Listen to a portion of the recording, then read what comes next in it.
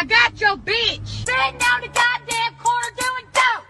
Sitting down the goddamn corner doing dope. Sitting down the goddamn corner doing dope. Corner doing dope. They are to be ashamed. Sitting down the goddamn corner doing dope. Sitting down the goddamn corner doing dope. Sitting down the goddamn corner doing dope. Corner doing dope. Goddamn right, bitch. Look at here. There you go. They're out here sharing marijuana. Look at here. There you go. The same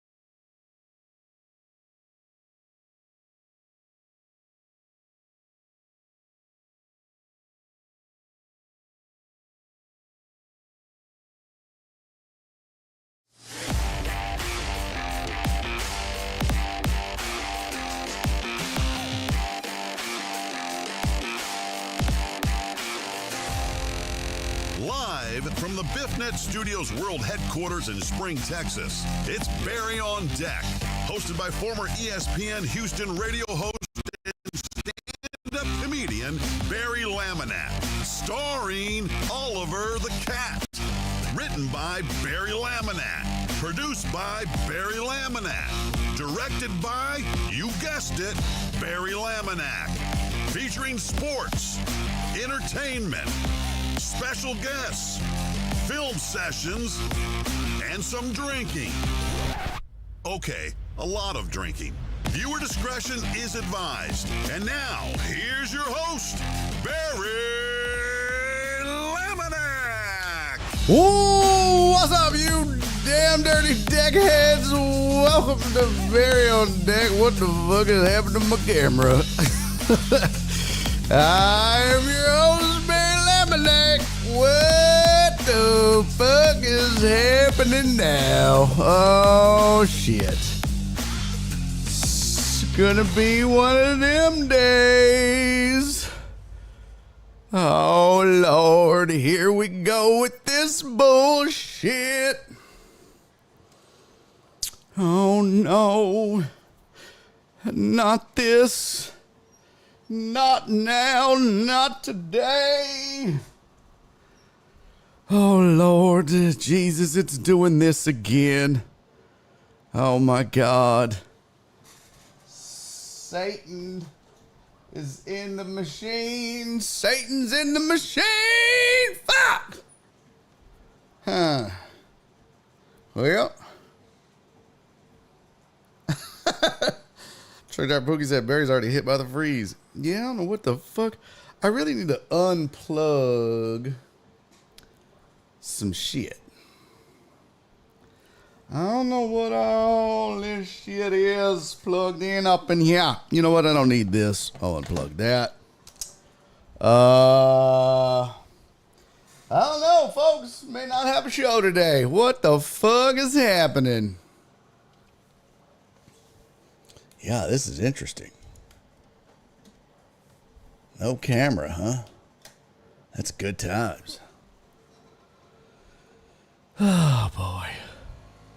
Oh. All right, 1 second. I might lose audio. I'm going to try to restart this here. Yay! Rocky start, but we're here. We're doing it. Hey, welcome to the show. Welcome to the program. Episode 891, Thursday, whatever. Blah, blah, blah. We did it. Hey, what up, Ro Pippin? Holy shit. Ladies and gentlemen, Ro Pippin in the building. What up, Ro? Good to see you, man. I'm still drinking coffee. It's one of them days. It's one of them days. It is 2:30. Goddamn, did it start that late? I felt like it. Well, after the intro, it did sit there for a minute, and then I forgot, oh, shit. I'm almost out of coffee. I need to go get a Diet Coke, so it sat there even longer. And shut up, Cece. And then we had tech problems now, and yeah, boy, I sat down here at the desk. I will say I got thrown off a little bit. It's always a surprise when I come in the office and sit down. Computer had rebooted. Don't know why. I'm guessing maybe an update or some shit. I don't know how Microsoft does it. I only use this computer to stream. I don't work on it. I use my laptop. That's what I do all my work on. I don't do any work really on this PC. I used to do some video editing on it, but I don't like using it for anything other than streaming, mostly because I don't want to fuck it up. It's already finicky enough as it is, so. CC posted the glitch chat and threw off the whole show. What? Rose said, blame me. I usually lurk in the middle, not the beginning. Oh, see, you jerk ass jerk. All right. Well, welcome in. Welcome to the show. Good to have you. Good to see you. Last show of the week. Good to be here. Good to have you here. Thank you. Thanks so much. What the hell? What is this? Cece, what the fuck is that? Hello, everyone. In this list, 201 years subscribed. Villanueva Alex first. 220 VIP, 2-year subscribe Prime. What the fuck what is that? What is that list, CC? What is that? I don't know what that list is. What is that? Donna said, CC, are you okay? CC popping Adderalls. Oh, that's so funny. That is too funny. All right. Donna, this is great. Donna said, hey, everyone, from Dre, going to Cobo's on Saturday for the football game. Before he shuts it down, everybody welcome to come out. Come on down one last time. Yeah, that sucks, man. It really sucks. Yeah, turned out Pookie said Cobo's is shutting down. Yeah, he tweeted about it. And for those of you that aren't local to Houston, and believe it or not, yeah, you assholes, we do have people that listen to and watch this show that don't live in Houston. Believe it or not. Go figure, you bunch of damn jerks. Yeah, this show is nationwide. Nay, I say this show is worldwide. Every once in a while, Ryan will pop in from Ireland and hit on my mom and say dirty shit. But yeah, Cobo. Where did it go? Where did it go? Let's see. Let's see where it is. January 14. Here's the tweet.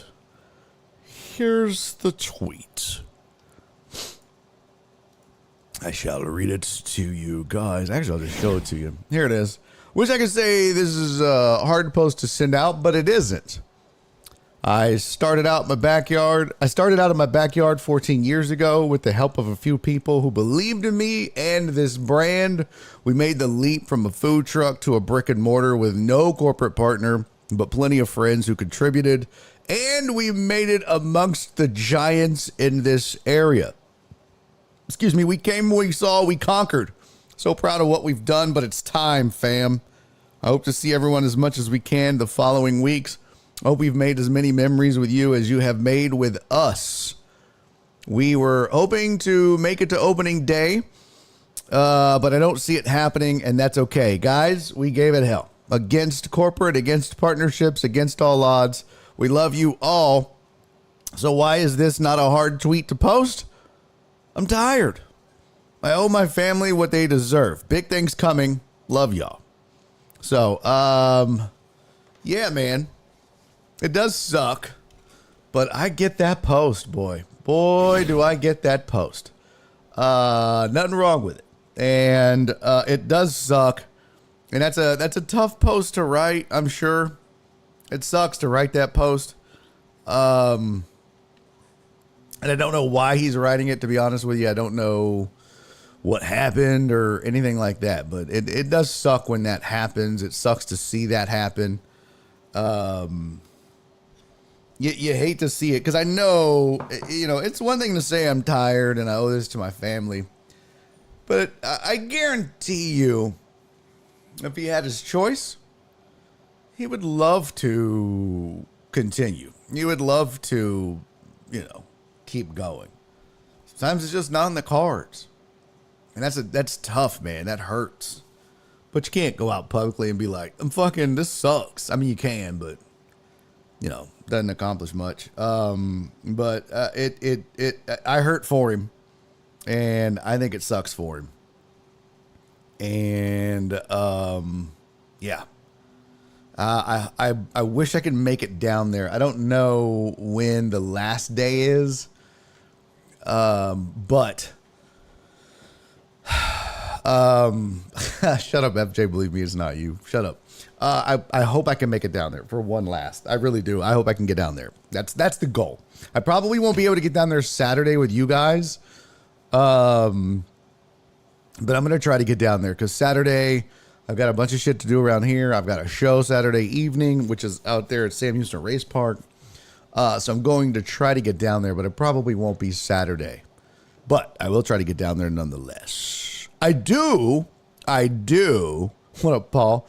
I do. Oh, that's part of it. The construction. Yeah, that's part of it. Is that from the ticker? What? Don't read it. I was trying to be lazy. Oh, gotcha. Gotcha. Alec also pops in when he's across the pond. Oh, that's true. That's true. I was referring to the reason Cobos is shut. Oh, he's staying in Edo. Oh, okay. Oh, that's right. I didn't think about that.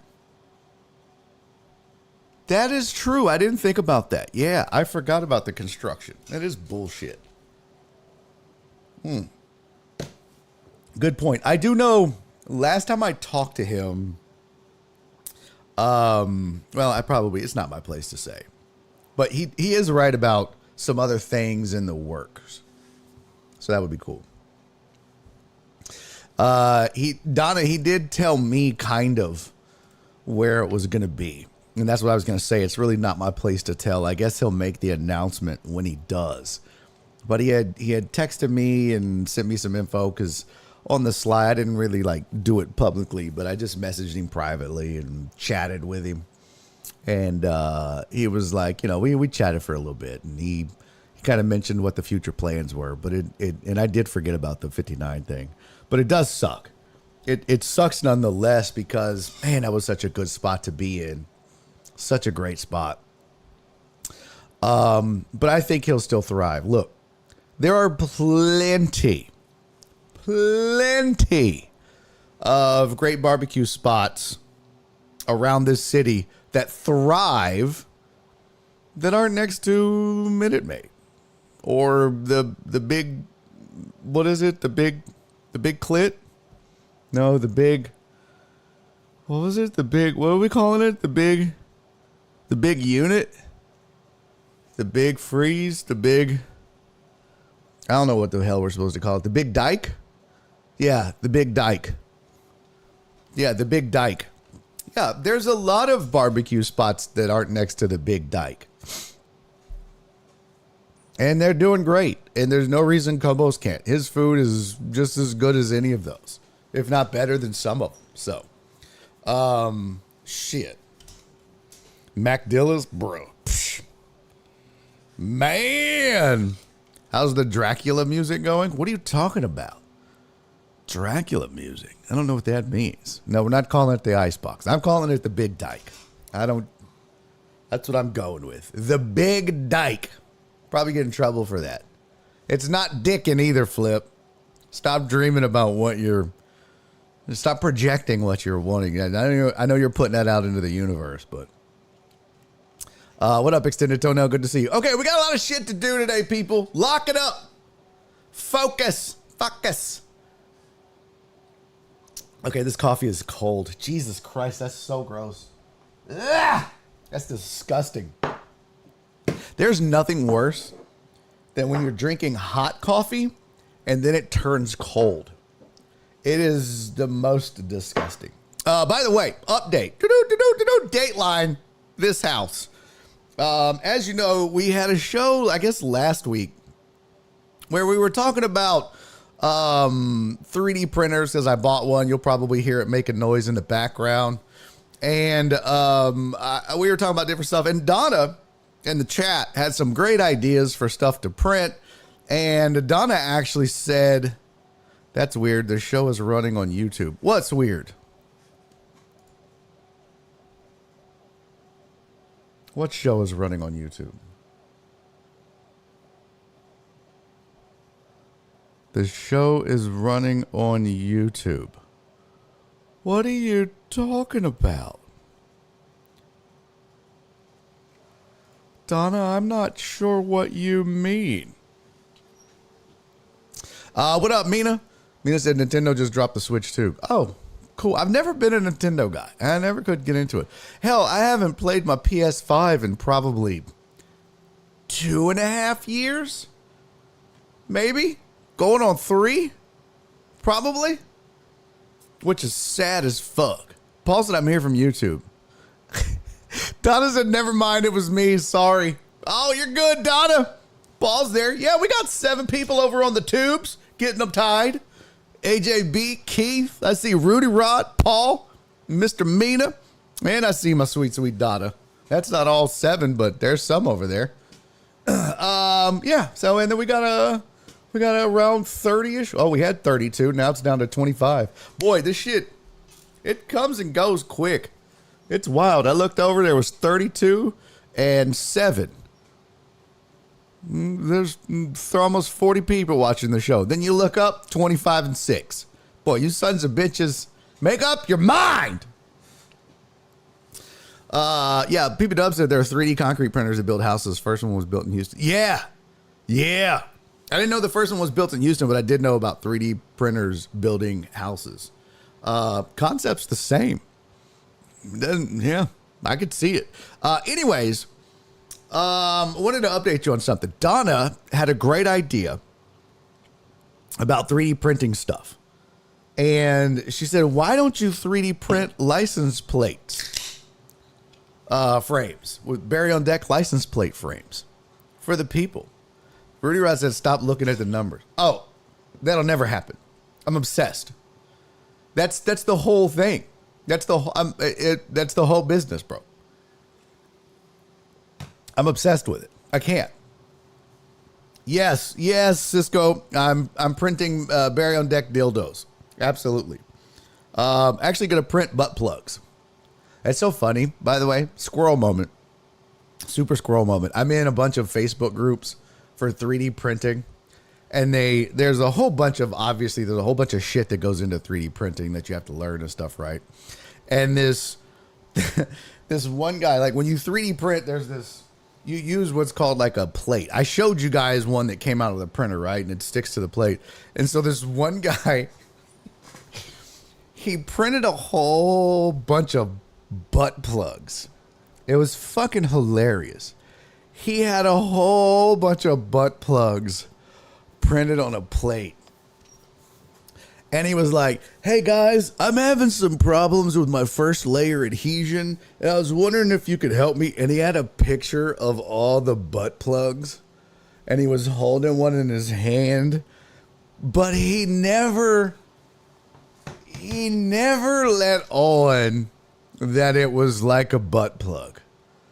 It was the most masterful troll job. And he just, as serious as he could be, just stuck to talking about first layer adhesion and the steps that he should take. Never mentioned butt plugs. It was the most amazing thing. And people were losing their fucking minds. And it's like, you guys are morons. Like, you know he's trolling you, right? But people were like, oh my God!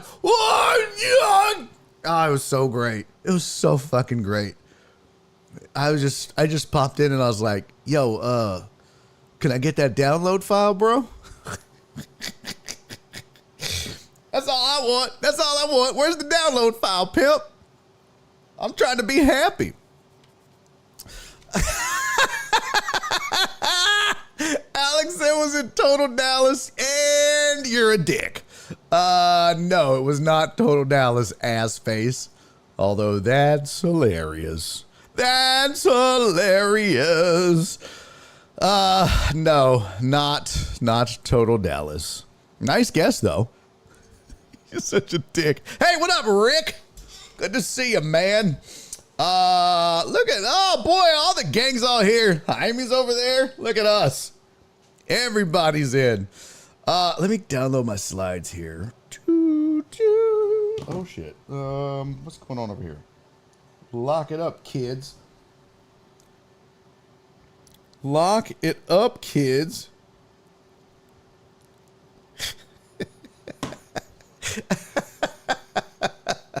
Cece, I just saw your text. You are so damn funny, girl. I swear to God.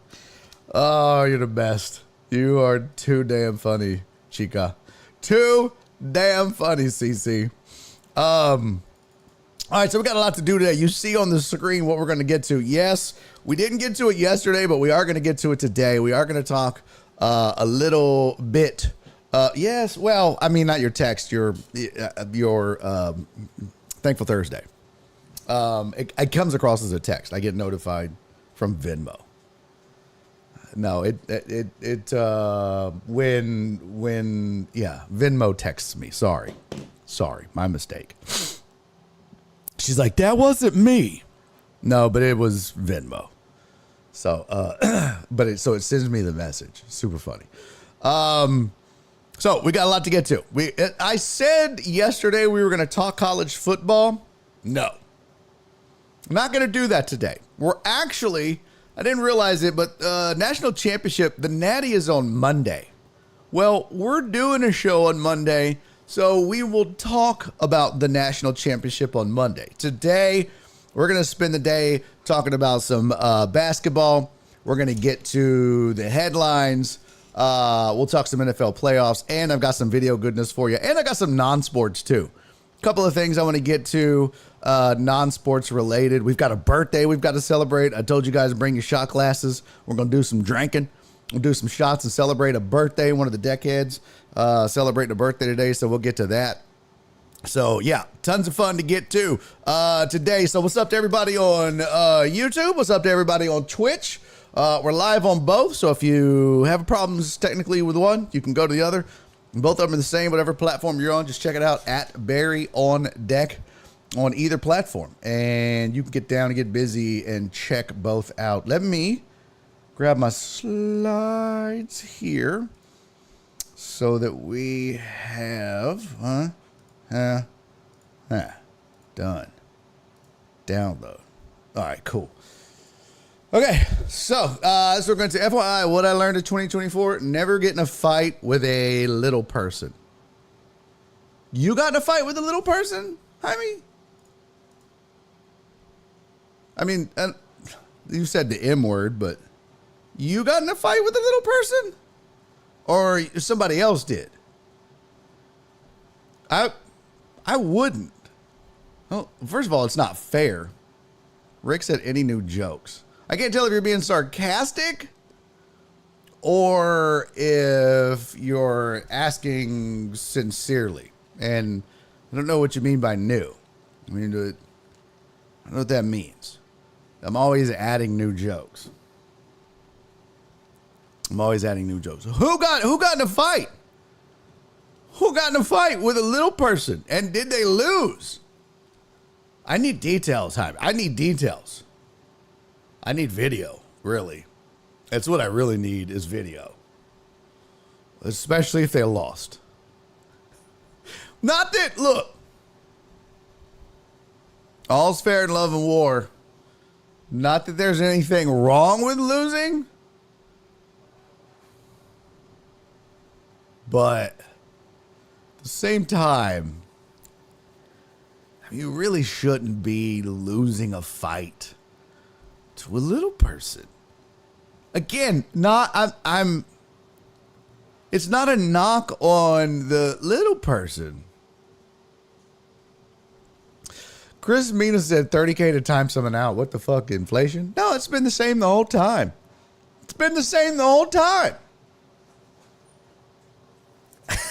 Chuck Diver Pookie said Fidel out here whooping people's ass. That's hilarious, Pookie. Mina hadn't been on Twitch in a minute. He's like, damn, it's 30K to time someone out. Bro, it's been like that the whole time. Yo, Tyler. What up, man? Welcome back, pimp. Hey, y'all, welcome Tyler back to the show, everybody. Tyler found the show earlier this week. He's new to the program, and he came on back. Welcome back, Tyler. Good to have you back, man. Welcome back to the program. Good to see you back, man. We're gonna get busy today talking a whole bunch of shit.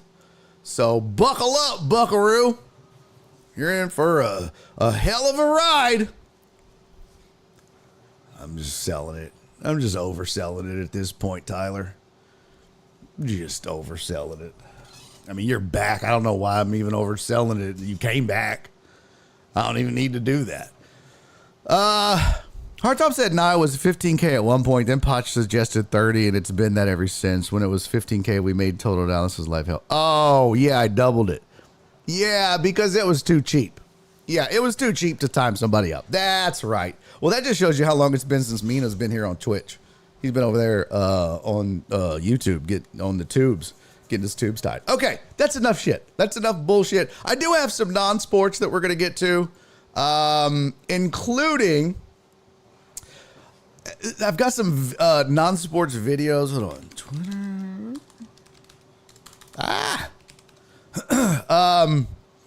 I want your thoughts. I don't know why I said it like that. I would like your thoughts on this video. I found two of them. I actually commented on them. I actually commented on them on, excuse me one second. Oh, hush. What the shit? Uh-oh. Boop, boop. 1, 2, 3. Okay. Close. Okay. But I saw this on my timeline on Twitter this morning, and I thought, yo, that's crazy. That's fucked up. I want to show this to the chat and get y'all's opinion on it. And we could talk about it. It would actually be a pretty decent private hour conversation, but I thought also we would do it here as well. So we'll get into it at some point during the show. So I have that, and I have some other non-sports topics as well. One, it's hip hop related. Y'all know me, I love some hip hop, but we'll get into that also. But we're definitely going to be NFL heavy today with the divisional round coming up, and NBA heavy. All right, so mostly NFL, some NBA, and a lot of nonsense and tomfoolery. Okay, you know how we do. That's what we're. Isn't that what we had? The shark? What? Oh, that's right. That's when we had the shark. That is true. Yo, I don't have the video. We were at Ojos and my buddy ran into this little black dude on accident. Just so you know, little people don't go out alone. Oh yeah. No.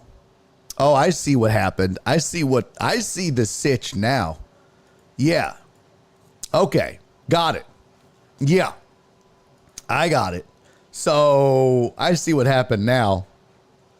They picked a fight with a little person, and then the whole crew showed up. Got it. Yep. Checks out. Yeah, you don't, if you're a little person, you're not out gallivanting around by yourself. You got to roll deep. You know what I mean? You're out with the whole lollipop guild. All right, that was inappropriate. Let's get to the headlines.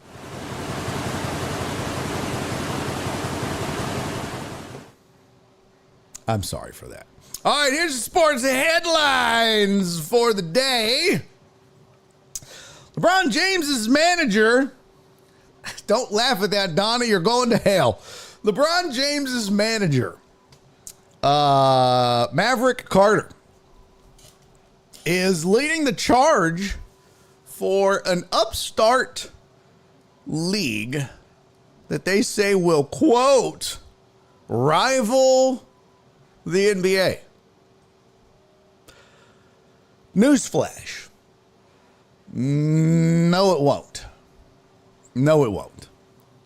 It might be in the same sport as the NBA. It's not going to rival the NBA unless it's got the same kind of backing financially as the NBA. Okay? Unless this is another LIV sitch where you've got the Saudis involved or something like that, and they're just throwing money at it and saying, hey, bro, if they're going to the, kids out of college and to European players and saying, nah, don't go to that draft. Whatever they're paying, we'll pay more. We don't have a salary cap. So we could pay you $750 million over 4 years. How's that sound? Yeah, I'll take that. Unless it's that, it ain't no worry. But we're going to discuss anyways. The article's on ESPN. Maverick Carter advising $5 billion effort to start new basketball league.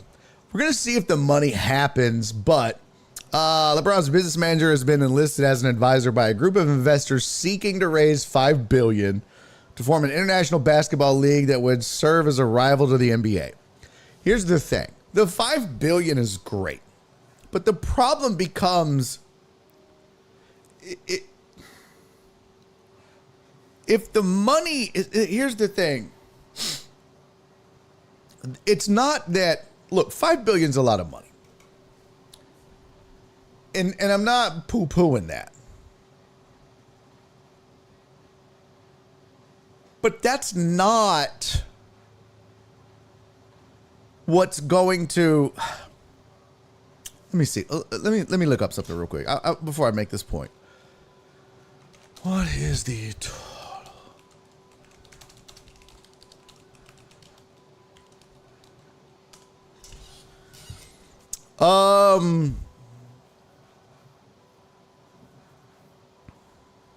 Oh, that's average. No.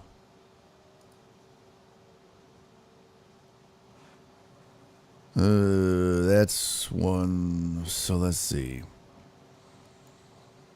Nope. I'm looking for, what I really want is the total salaries. Oh, here we go. I mean, I would have to add this up. Let's see. 1, 2, 3, 4, 5, 6. Well, we know that's, oh my gosh, that's a lot. Okay. How would I add this up? I wonder if I could just do spreadsheet style. Let me see here. I want to know. So 5 billion sounds like a lot, right? You guys are like, what are you talking about, dumbass? It's $5 billion. It's really not. And that's why I say you need deeper pockets than that. You need more money. Here we go. Good. It did work. Total salaries for all teams this year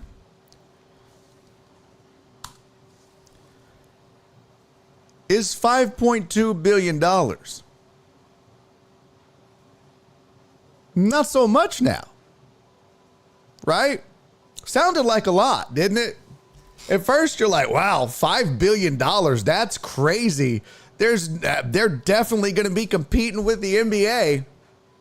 And then you realize, oh, just player salaries for this season are $5.2 billion. Here are, let's see here. There it goes. There's she blues.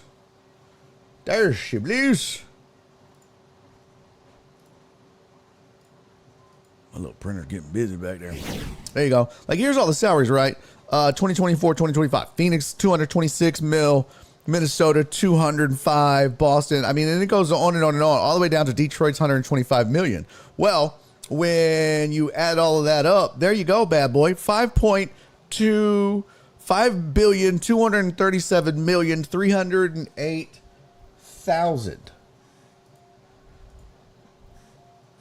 So $930. I mean, that's a lot. So they would raise just enough to cover player salaries. That doesn't cover operational cost. That doesn't cover marketing, advertising, overhead for, infrastructure, rent for arenas. Like, it covers nothing else. Nothing else. Now, they're not going to have 30 teams to start, I'm sure.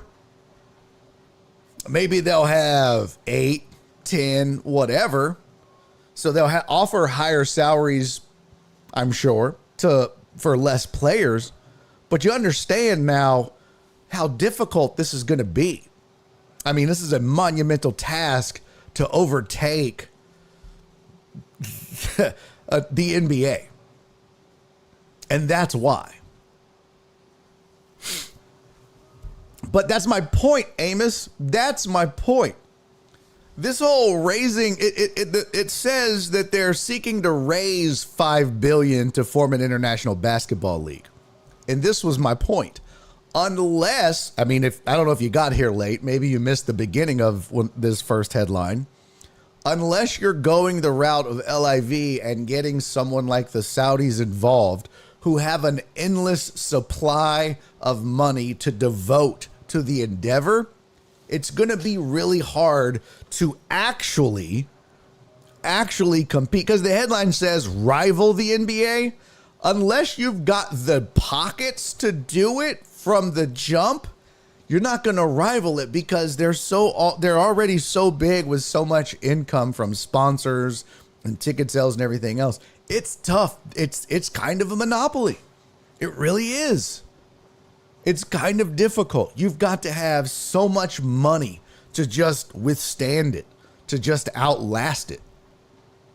Unless you're just going to become a feeder organization or something like that.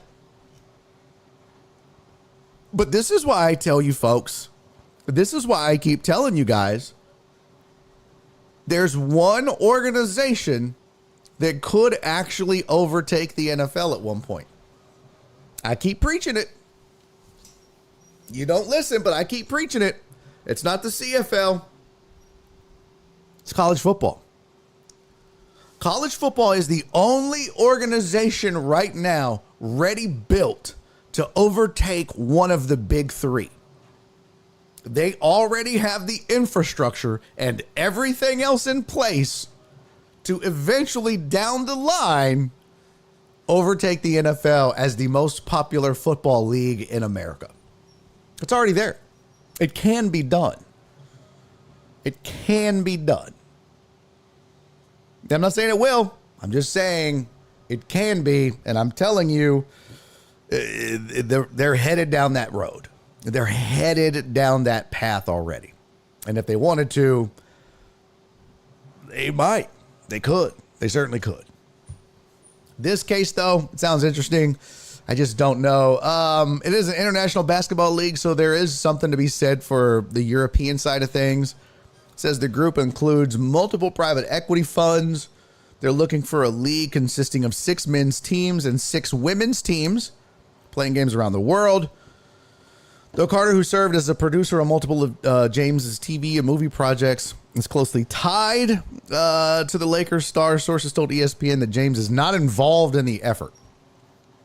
James, who currently plays for the Lakers, is under contract. And that contract includes a player option for 25-26, has expressed interest in becoming an NBA owner once his playing career comes to an end. That's also a really interesting trend that's been going on. More and more players, as they make more and more money, have started getting ownership in organizations. And I'm here for it. Why not? Bloomberg reported that the investment group might try to tap private equity and sovereign wealth funds to raise the $5 billion. Currently, private equity funds are limited to 20% stake in NBA teams and are not allowed to serve in governing roles. NBA has not faced a significant rival 5-on-5 league since the 70s when the short-lived ABA went under.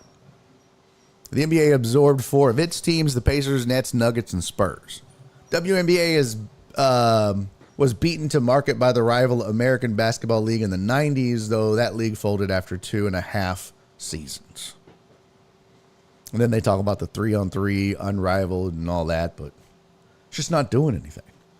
So, good luck, Maverick.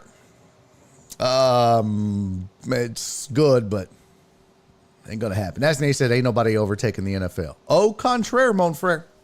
Au contraire, mon frere. I said it. I'll say it again. That's what everybody thought about the PGA.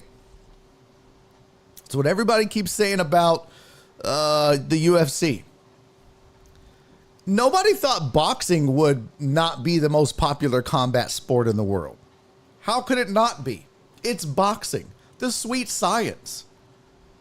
And then along came MMA, and it slowly but surely started taking market share from boxing. And then boxing just slowly started imploding on itself. And the UFC learned how to market properly. And the UFC is a machine now. I mean, look, don't get me wrong, there's huge draws in boxing and all that. But you look at the value of the UFC versus the boxing is so disorganized and fractured. It can be done. LIV had the PGA shitting its pants. The PGA tapped. No pun intended. They raised the white flag. It can happen to the NFL. And the reason is because college football already has the infrastructure in place. Already. It could happen to baseball if Japan would get their shit together. Maybe Japan. Maybe. But I don't believe so, just because here's the thing. If you're going to overtake any of these leagues, any of them, NFL, NBA, MLB, UFC, PGA, if you're going to overtake any of these leagues, you know the one thing you have to be able to do? You have to be able to be on when Americans are up. I know that sounds shitty. I know that sounds selfish. I know that sounds snobby. But the fact of the matter is, you can be on the other side of the world all you want. But the American economy and the American consumer is the target demographic. It is the market that you want to be in. It is the market you want to advertise to. It is the largest economy in the world. And this is why your product needs to be on when Americans are up. And if it's not, you're not going to overtake one of these leagues. And that's the problem that's why, you know, a European-based league is going to struggle more. That's why Japan would struggle to overtake the MLB. And this is also why college football definitely could overtake the NFL easier than any of these other opportunities that an international basketball league has. Because college football is on when Americans are up. And it's already got the infrastructure. It's already reaching Americans. It's already captured our attention. We already have rooting interest. Now they're paying players. They've got stadiums. They've got scheduling. I'm telling you, it can be done. Revenue, I'm telling you. Sleep on them if you want. But let them get down to 2 major conferences in college football. I just showed you yesterday, or we talked about it briefly. Carson Beck makes more than like 4 or 5 other quarterbacks in the NFL. He makes more than a lot of quarterbacks in the NFL. Carson Beck will. Shit. Go on ahead. Doubt me and doubt them. All right. Sources are saying that Bill Belichick has already added 2 more has added 2 veteran coaches to his staff. You probably won't recognize them, but it does mean he's moving forward. Why is that interesting? Well, it's interesting because his name keeps popping up in coaching searches. The first time it surfaced was back when the Raiders began their coaching search. Immediately, Belichick's name came up because Brady is a minority owner in the Raiders, and so people were like, they're going to reach out to Belichick. His name has come up with the Cowboys coaching search. So the names don't really matter. I mean, they do, but they don't. It was Mike Pfeiffer, and longtime NFL special teams coach Mike Pfeiffer, and veteran SEC offensive line coach Will Friend. You probably don't know who the hell those guys are. I don't. Doesn't matter. What matters is he's building a staff. Does that mean he's committed? Does that mean he's in? Remember, folks. Remember. The whole reason Belichick skedaddled and left for the college ranks is it was a big fuck you to the NFL because nobody wanted him, quote unquote. He couldn't get a job in the NFL. At the beginning of last season, he got a few, mandatory, obligatory interviews, but nothing serious. No one was, dead ass going to hire him. Nobody wanted Belichick. Nobody that had an open job wanted him. Everybody passed on Bill Belichick that had an open job. And so Belichick was like, well, if they don't want me, I'm moving on. And so that's why he went to the college ranks. But then his old buddy Tommy Boy comes a calling, and now it's like, ooh, would Belichick go to the Raiders? Mark Davis would do that. In as much as Jerry Jones would hire Deion Sanders for the circus, not for the X's and O's, not for the wins and losses, not for football reasons, for advertising, marketing, and money reasons specifically. We talked about it yesterday ad nauseum. But in as much as Jerry Jones would hire Deion Sanders for those reasons, Mark Davis would hire Bill Belichick for similar reasons, but also for football reasons. Just win, baby. That was his dad's motto. Just as much as Jerry Jones, if Al Davis was just win, Jerry Jones's motto is I don't know, just make. As in, just make money. So I'm sure Al Davis's son is probably just a chip off the old block. Just win, baby. And if that means get Coach Belichick, let's do it. Paul said that's what the haircut says. Just win. Bro. Tyler said, I agree. If something were to overtake, it'd be college football. But the pro sports leagues would have to fuck up something real bad. Now, look, Tyler, in your wildest dreams, would you have ever thought anyone would overtake the PGA? Would you have ever thought that anyone would have came around and been a serious enough threat that PGA players, legitimate real life PGA pros, would have been jumping ship and going to a rival league? It happened. And nope, the PGA wasn't one of the big three. They weren't even a big four or maybe a big five. But if you're putting it in order, it was NFL, NBA, MLB, hockey, NASCAR, PGA. Oh, snap. So if it can happen to the PGA, it could certainly work its way up the ranks. It could certainly happen. Granted, the NFL's at the top, but it could absolutely happen. Kyle King, sir, love you too, biatch. You get your ass in here right now. You come over here and give me a hug. And don't you try to sneak a little kiss. What up, Kyle? Good to see you, brother. Thank you for the raid, my friend. Welcome in, Raiders. Welcome in. Kyle, how was the show? What was you streaming today? Were you talking or were you playing games? Were you streaming a game? Were you talking shit or both?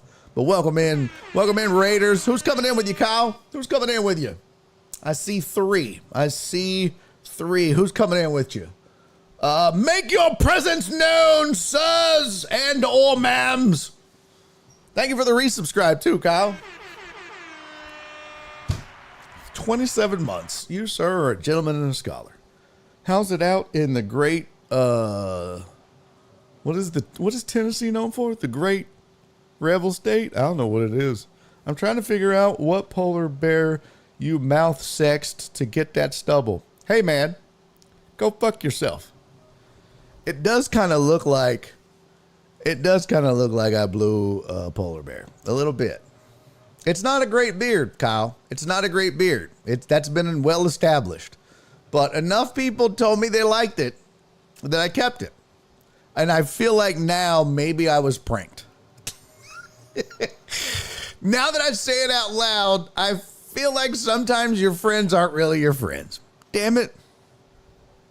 I mean, the wife doesn't hate it, so she's the one that matters. The rest of you, Kyle, we're not fucking anymore, so that don't matter, okay? Go have sex with yourself like you used to. Nah, buddy, it's good to see you, man. Hope things are going good. How's the radio state? How's the radio gig going? I hope good, man. John Dorier. Oh, bless your heart. Go fuck yourself, John.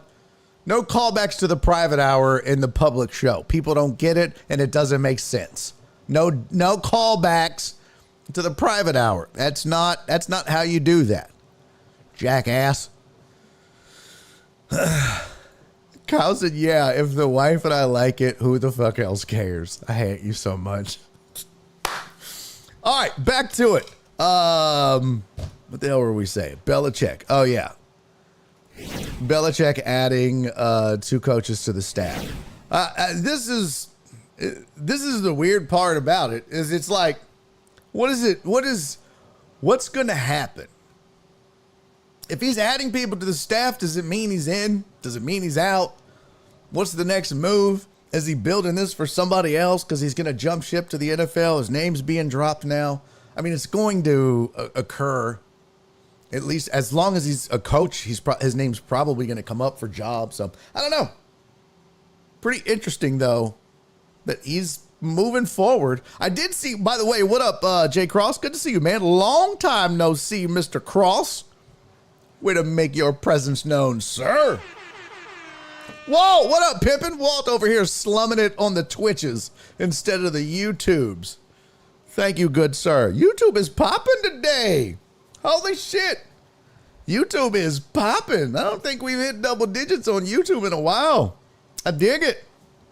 YouTube popping. Okay.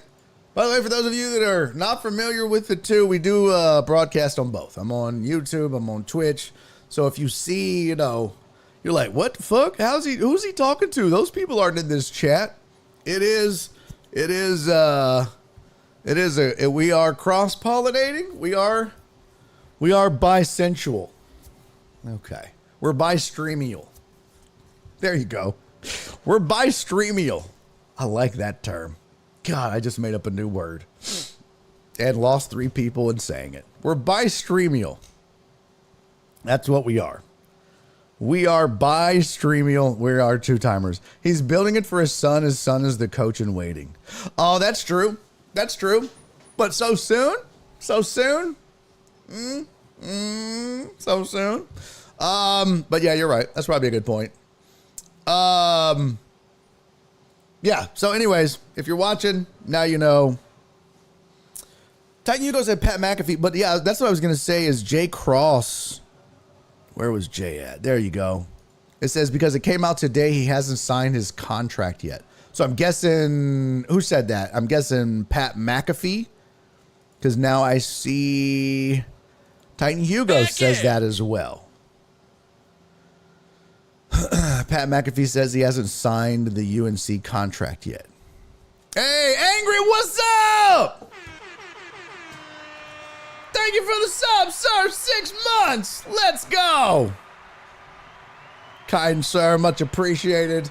Paul from YouTube. Look at that. Paul came over, subscribed. Which one you like better, Paul? You like YouTube or you like Twitch? Either way, thank you for the support, young man. Much appreciated. Michael Lombardi is the one that said it?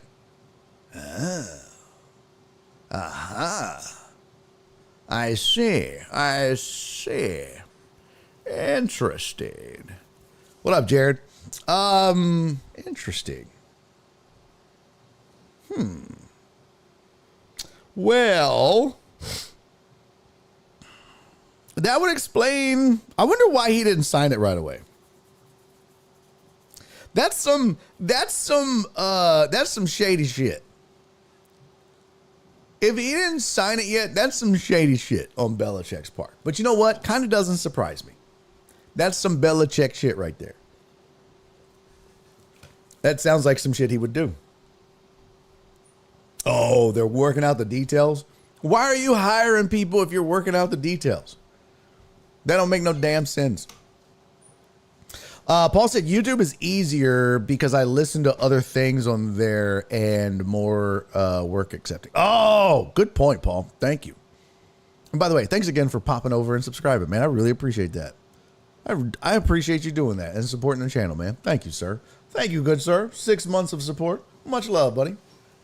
And you didn't even say anything about my beard. Fuck you, Kyle. Hey, Uriel over on the tubes. Oh, shit. Everybody is cross-pollinating now. We're very much bi-streamial.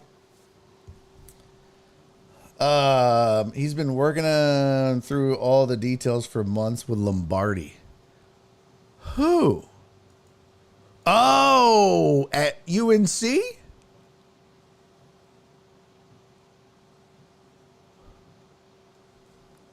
I'm so confused. Okay. Okay. Wasn't okay, whatever. Okay. But Lombardi's not the GM at UNC. Wasn't he on there to be his like guy? Like he was going to be some sort of like recruiting guru guy, right? He was going to be on staff with him. I don't know. It's whatever. It's whatever. We'll do. Oh, snap! Another one! Oh my God! 2 in 1 day? Dear Lord. 2 in 1 day? Oh my God. Oh, dear Lord. I fan myself. Grill. What is that? Is it G-Real or Grill? I don't know. G-Real? G-Real-ish calves? Or is it Grill-ish calves? Bro, no way, silent raid. No silent raid, sir. I see everything. G-Real or Grill or Grill. Thank you for the raid. It's Grealish. Appreciate you, man. Welcome in. Booker Chew, my dog. Goddamn buttons don't work. Thank you for the raid, sir. Hope the stream was well, my friend. Welcome in, everybody. Welcome in, Raiders. This is Barry on Deck. I'm your host, Barry Laminack. Welcome to the show, fellas and ladies, everybody else. Welcome in, Raiders. This is a sports talk show where we talk sports and a lot of bullshit. Have some fun, some tomfoolery, some shenanigans. Booker Chew was looking at feet pics. Oh, that's not good. That's not good at all. God bless him. Why? I bet y'all were like, out, raid somebody, bro. This is gross. Don't worry. We're not looking at feet pics on here. We're talking shit. We're having fun, talking some sports, some tomfoolery. But welcome in, man. If you're new to the program, been doing this since May of 2020. I'm Barry Laminack. This is Barry on Deck. Started off, spent 7 years on ESPN Radio, another 4 talking sports on television here in Houston. This is, like I said, we started in May of 2020. We do this Monday through Thursday, 2 to 5 p.m. Central. If you're new here, lay of the land, have some fun. We talk sports. We have a good time. Bathrooms are down the hall on the left. Kitchen is on the right. If your name is not on the food in the refrigerator, please don't eat it. Okay, it's not yours. No whores after 9 o'clock, and please do not do cocaine in the bathroom. Other than that, have a good time. All right, good deal. Alec, brother. Alex said I need to get off this boat. No shit, bro. No shit. You still didn't give me your damn address. Hey, Rudy Rod, stick around. It's a pretty good show. Pretty good show. Shut up, Rudy Rod. It was Booker Chew Ken to Rex Ryan. I still think it's hilarious he owns it now. I still think it's hilarious. Yeah, bro, send me your address. Alec, I want to send you a care package while you're out there serving our fine country, bro. And yeah, you do need to get off that damn boat. What are you up to now? How many days? How many days are you out? That's crazy, man. Is there sex in the champagne room? Absolutely not. That is against the law. Absolutely not, bro. Hell no. Okay? No way do we do that. That's terrible. No way. Absolutely not. 124 days? Damn, Alec. You have been, what do they call it? You have been deployed for 124 days, sir. I mean, I know I'm not allowed to like salute properly. That's why I kind of do it half-ass. But bro, thank you for that, man. Thank you for serving. 124 days is a long fucking time to be deployed. Much love, bro. Much love. Tyler said, if you need me, I'll be in the champagne room. Yeah. Well, wait till you get in there. It's just Kyle. It's just Kyle in a Speedo. Ugh. You wait till you see how hairy he is. Jesus Christ. They don't call him the Spaghetti Yeti for nothing. His hair is literally as long as noodles. His chest hair? Oh my God. Ugh. Gross. His chest hair and back hair, it looks like he's just wrestling a Rastafarian. And he's not. It's just him. Bro, how do you have dreadlocks on your butthole? That is so gross, Kyle. Jesus Christ. All right. Dub said, are there any pirates out there? Oh, that's a good question. I don't think he's in the Middle East. There you go. Okay. I'm the captain now. All right. A couple more headlines, and then we're going to get into some NBA talk. Kyle's chest hair is thicker than a bowl of oatmeal. Right. Dude, that's gross. Hey, what up, Walt? Alex, Walt said, thank you for your service. Amen, brother. Amen. A couple more headlines. Speaking of LIV, LIV Golf has finalized a broadcast deal with Fox. So there you go. Moving on up. LIV announced Thursday that more than half of its 14 tournaments now will air live on Fox or FS1. So there you go. Select rounds will be broadcast on FS2, Fox Business Network, or the Fox Sports app. Every round will be streamed on the Fox Sports app and the LIV Golf Plus. So they're making moves, man. It can be done. It can be done. And last but not least, ladies and gentlemen, beloved Brewers broadcaster Bob Uecker has died at the age of 90. Sad news. Sad news indeed. Bob Uecker, just a bit outside. You probably know him from that.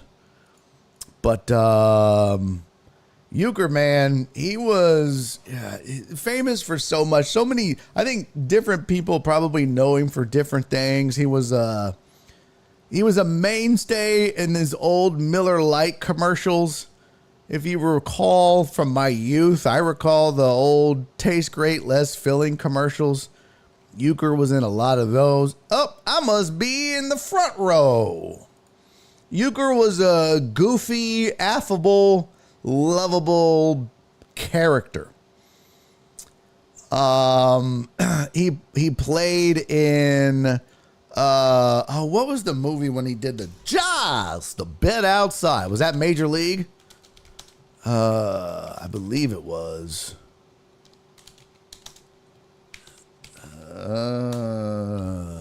He was in Mr. Belvedere. Yep. Yeah, Major League. Just a Bit Outside. That was when Wild Thing threw it so far that his catcher had to dive to catch it. And so as a radio announcer, he didn't want the Cleveland Indians fans to know how bad their pitcher was. So he just described just a bit outside. But yeah, Uecker was legendary. Donna said it was my dad's favorite. I'm sure if you're local and you listen to Joel Blank on the Killer Bees, or if you used to listen to the Usual Suspects, my old radio show with him, we've talked about Bob Uecker in the past. And growing up in Milwaukee, Uecker was one of Joel's idols. especially because Joel wanted to be in broadcasting. Joel always wanted to be a broadcaster and be in broadcasting. Growing up in Milwaukee, are you kidding me? Euchre's the man. And they always say, don't meet your heroes. Joel was a little disappointed. Euchre wasn't the sweetest to Joel. But sometimes you just meet people on the wrong day.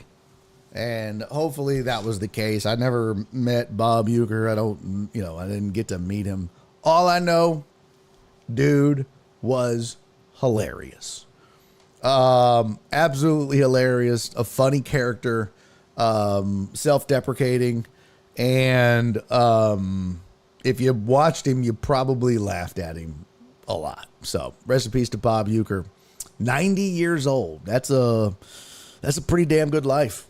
That's a pretty damn good life.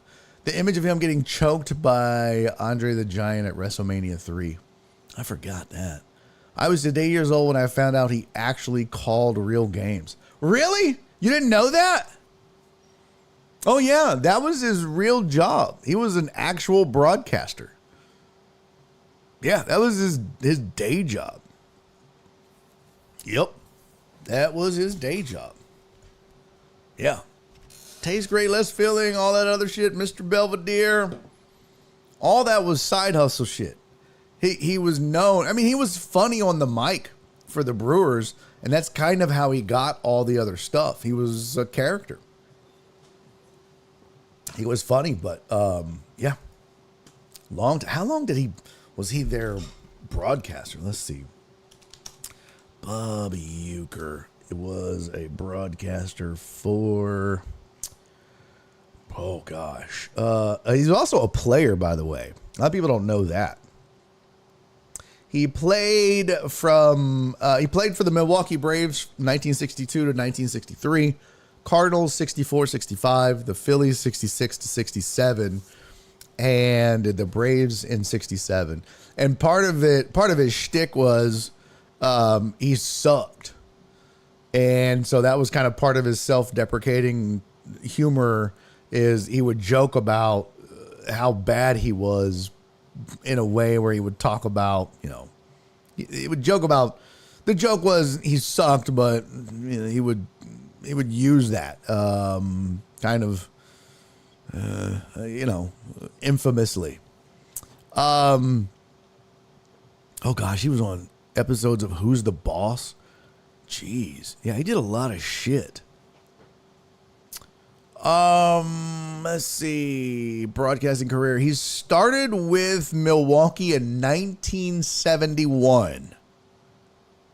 I guess he was still going up till this year. It says 2024. God bless. Could you imagine calling games at 90 years old? I'm not gonna lie. I bet he sucked. I know that's mean. You can't say bad shit about the dead now. But come on. Even Milo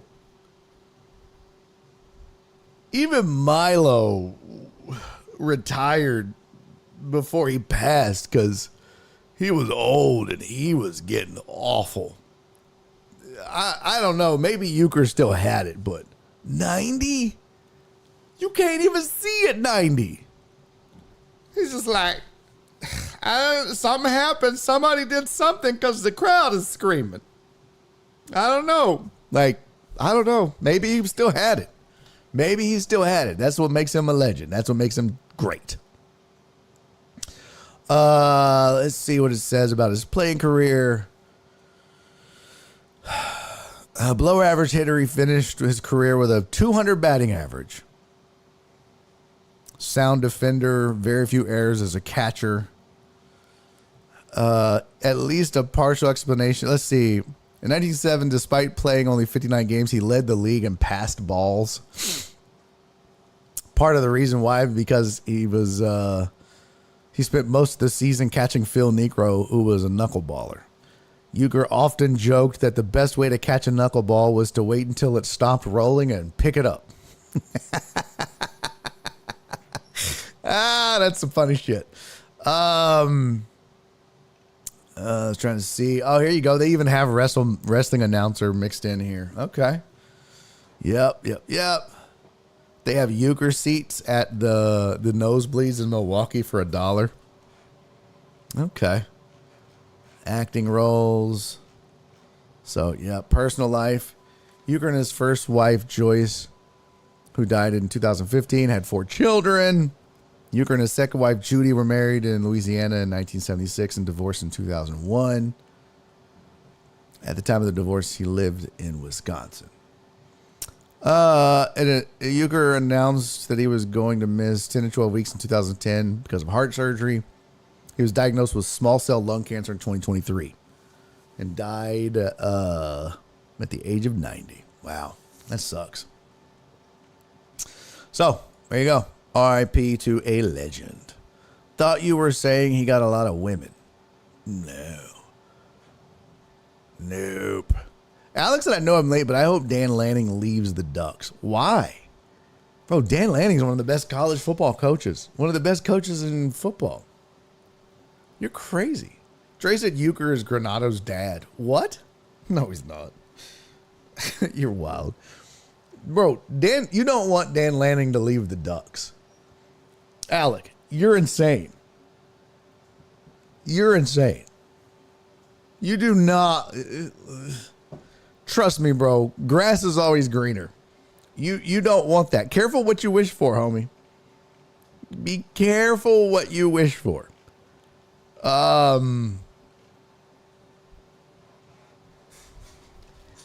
Alex said it's because we always fall short of a natty every single year. Do you know how hard it is to get there? It was the Ducks' first season in the Big Ten. They went undefeated in the Big Ten. That ain't easy. Our logo's how many natties we'll ever win. There's a ton of schools that have never won. It's very hard. Okay, it is very hard to win a national title, especially when you move to the Big Ten. But you don't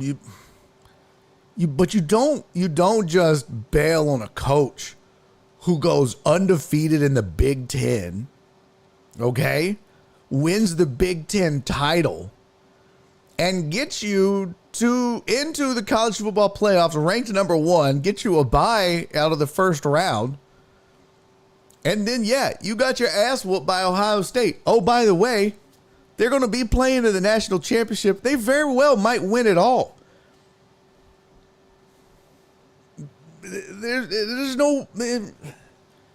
So you lost to the eventual champs. I mean, this shit happens sometimes.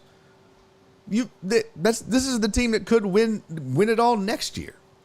I mean, this is how programs build, bro. This is a stepping stone in building greatness. I would not get rid of Dan Lanning. That dude can coach his ass off. He is a great football coach. That is not the guy you get rid of. Remember after Ohio State lost to Michigan, everyone wanted to get rid of Ryan Day, including me. And I'm not even an Ohio State guy, but it was like, oh, yeah. If he does not get to, I said this on ESPN 97.5, if he does not get to the national title and probably win it, he's gone. But he's at least got to get to the natty game. Well, he's here. And everybody loves him again. All is forgotten. But if he would have lost in the first round or the second round, he'd probably be gone. But he saved his job by getting here. It's tough. It's tough, bro. It's real tough. So, be careful what you wish for. Captain Pope, what's up? Hey, yo, Chris from Sam Houston, thank you for resubscribing for 23 months, my friend. Gentleman and a scholar, sir. Gentleman and a scholar, Chris. By the way, Chris, I know you asked about tickets to the auto boat show. So I put on my Facebook because I got several people in my network that are in the auto business. I know several people that like one guy's a finance manager at a dealership. One guy's dad owns like 7 dealers. So I just put the call out. One of them got back to me and said he's going to check. So I will let you know as soon as I hear something. Hopefully they'll actually follow through. Captain Pope, thank you for the 100 bits. Captain Pope said, you see the report about Belichick's UNC contract not being signed? You think Jerry's Hail Mary to win a Super Bowl before he dies in Belichick? Yeah, we talked about it before you got here. I don't know why he didn't sign it. It's very sus. But I don't think it's Jerry. I don't think Jerry would ever bring in Bill Belichick. I don't think that's it. I don't think he does that. Belichick's definitely not a Jerry guy. No. I would be stunned. I mean, stunned if he brought in Bill Belichick. Stunned. If Belichick goes anywhere, to me, it's probably the Raiders because of the Brady connection. But I don't think he's going to Dallas. No way. Jerry can't control Bill. Bill wants too much control. Bill wants to be over player personnel. He wants to be over all of it. Jerry ain't giving that up. Ain't no way. But it is weird that he didn't sign it yet. But I think saying it out loud, it might be because he kind of secretly, he said he left. And I said this earlier when we talked about it. So I'm not going to rehash the whole convo. But, I mean, he did say, hey, man. I mean, he didn't say, but the rumors were he left because he was mad at the NFL. Fuck all y'all. I'll go to college. Maybe he didn't sign because it was like, I hate you all. But if you want me back, I'll come back. So I'll just wait to sign until it's absolutely necessary. And they're probably, part of the reason why it's not signed is because he wants language in there that says, if I get offered an NFL job, I get to go. And UNC's probably like, hell no. Or, okay, but it's got to be certain clubs. You can't just leave for any of those jobs. So that's probably part of the problem. Captain Poe said Guy families would resign from the Jets on a napkin. Yeah. Yep. Bill doesn't have time to wait for someone to find a QB. True. Yep. NFL, you're not his real dad. Bill not bringing his 24-year-old girlfriend to Vegas. Too much competition. That's hilarious, Amos. That's absolutely hilarious. All right, let's talk a little NBA for a moment. We don't do this a lot, and yes, I said this. I said this yesterday, and I'm gonna say it again. And I'm a man of my word, so I'm sticking to it. I'm dragging you guys kicking and screaming too. I'm dragging you guys kicking and screaming into the NFL or NBA. God damn it. I just saw another headline. Roger says Jets' future hinges on new GM and head coach. Yeah, it does. It sure does, Aaron. It sure does. I think it's funny. He's like, well, it depends if I'll be back. Oh, no. Let's see what the quote says. This was on Pat McAfee. I think everybody understands it's going to come down to a GM and head coach and myself and whether we all want to do a dance together. Oh, well, at least he was realistic about it. Okay. That was on the Pat McAfee show. All right. There was a post on ESPN. Some of my bitch. I done lost it already. Let me get to yesterday's show. I had it on yesterday's show. That I had. Let's see here. Barry on deck. Show prep. Rundowns yesterday. There we go. Where the fuck did it go? Oh, son of a bitch. Son of a bitch, I lost it. Okay. Well. Oh. Maybe I'll find it. But they had, on ESPN, they had some 5 trades. Oh, here we go. I found this to be quite interesting, actually. This was 5 NBA trades that, 5 offers that would change the title race. Okay. Captain Pope says if Rodgers doesn't play for the Jets, I don't know why he doesn't retire with dignity. Don't need to see him play a year for the Raiders or the Titans. Yeah. Look, man, if the thing about guys like Aaron Rodgers is you don't get to the level that Aaron Rodgers achieved without a ridiculous level and maybe what's the word I'm looking for?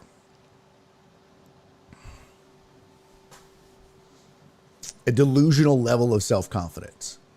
I mean, that's what it takes to achieve that level of greatness. You have to have so much belief in yourself that, you know, I mean, that's just what it takes. People with the amount of self-doubt that I have never become great. You know what I mean? That's a hindrance. People like Aaron Rodgers believe they can do anything. They believe they can win at any age. I guarantee you, if you asked Aaron Rodgers, he would tell you if he was 50, he could go out and win a Super Bowl. So he's not looking at it like you're looking at it. He's not looking at it like the rest of the world is. I promise you that. Oh man, see, I said it's also hard to give up a career. Oh yeah. You have to, you have to remember, man, these guys this has been their entire life since high school. Their whole life. This is all they do. Well, Aaron will go out and do some like ayahuasca retreats and shit. But this is it. You and I, we have hobbies and we do other shit. These guys eat, sleep, breathe, and live football or baseball or basketball. These athletes, the reason they're where they're at is because this is all they do. They're so hyper focused on being the best. They get up at 5 a.m. and they go and train and work out and do their thing. And it's that way until 9 or 10 o'clock at night. And they've been doing that since high school. Every day since 10th grade, 9th grade. So every day since he was 15, Aaron Rodgers has been eating, breathing, shitting, and living football. And so to just be like, go away. That's hard, bro. That's hard to just be like, yeah, I quit. That's why it's hard for any athlete to just walk away. It is. Yo, what up, Joe Bro? Joe Bro said, good afternoon, Mr. Lamanek. Hello, Deckheads. The only thing Rodgers learned from Favre is how to linger too long. Yeah. But you understand, though. It's your whole life. It's all you know. I mean, what else you gonna do? It's all you know. And again, this is why some of these cats like go into broadcasting or they got to be around the game.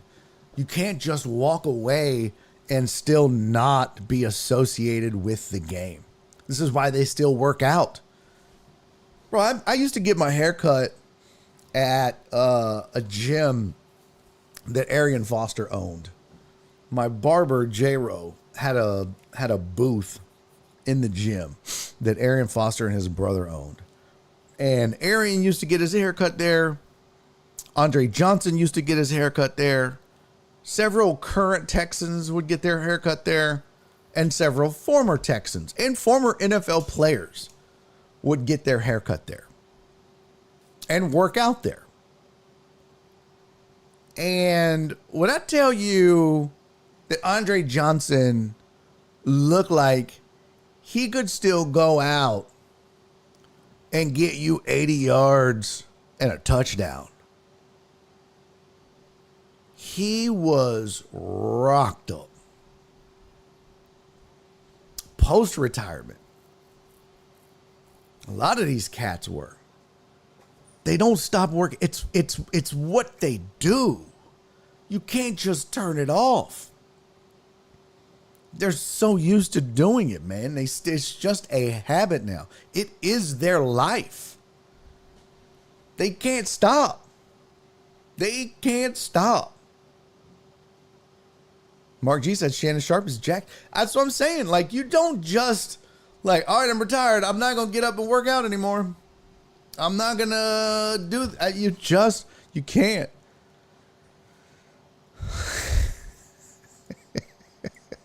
Amos said, yeah, man, when I had to give up wiffle ball at 8, it was tough. Yeah, bro, I get it.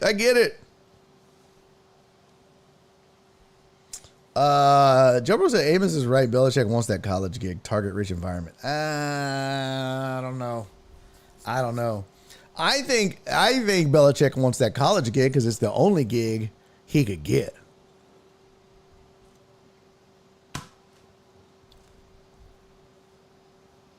I don't know.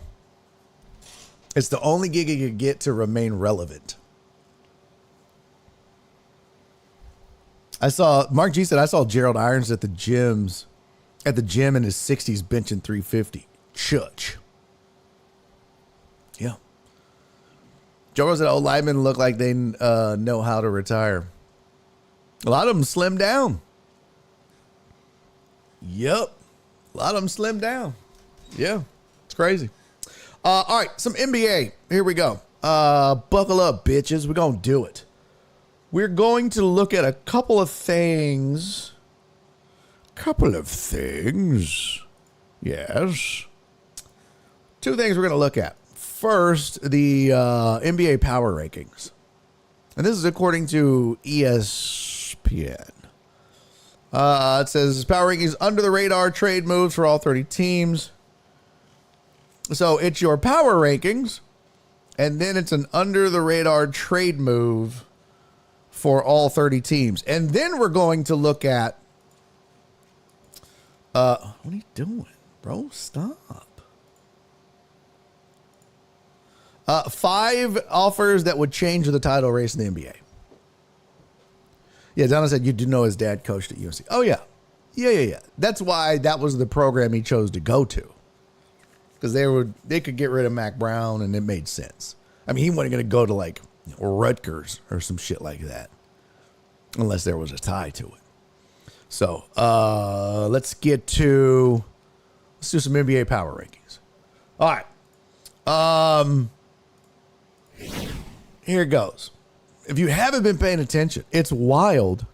The Cleveland Cavaliers have played 35 games. They've lost 4. 4 games. And you're saying to yourself, oh, well, they must have traded for 5 now since this came out. But they must have traded for Giannis and LeBron and Larry Bird. And no. This is just a crazy, scary, good team. Right now, I'm looking at the injuries. They've got Luke Travers is out.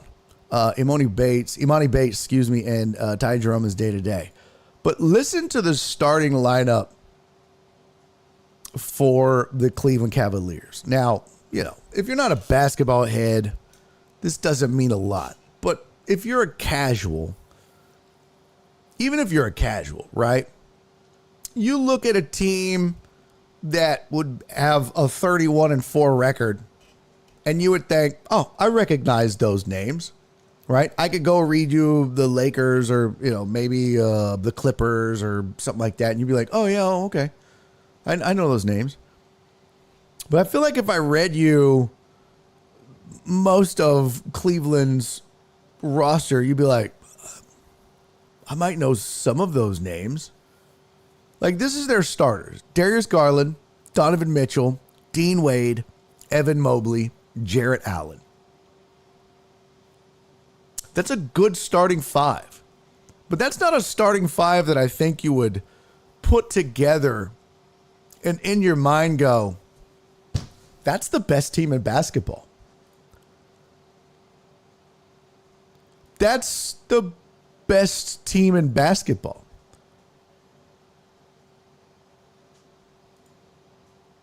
Karis LeVert, Max Strus, Isaac Okoro. I don't know.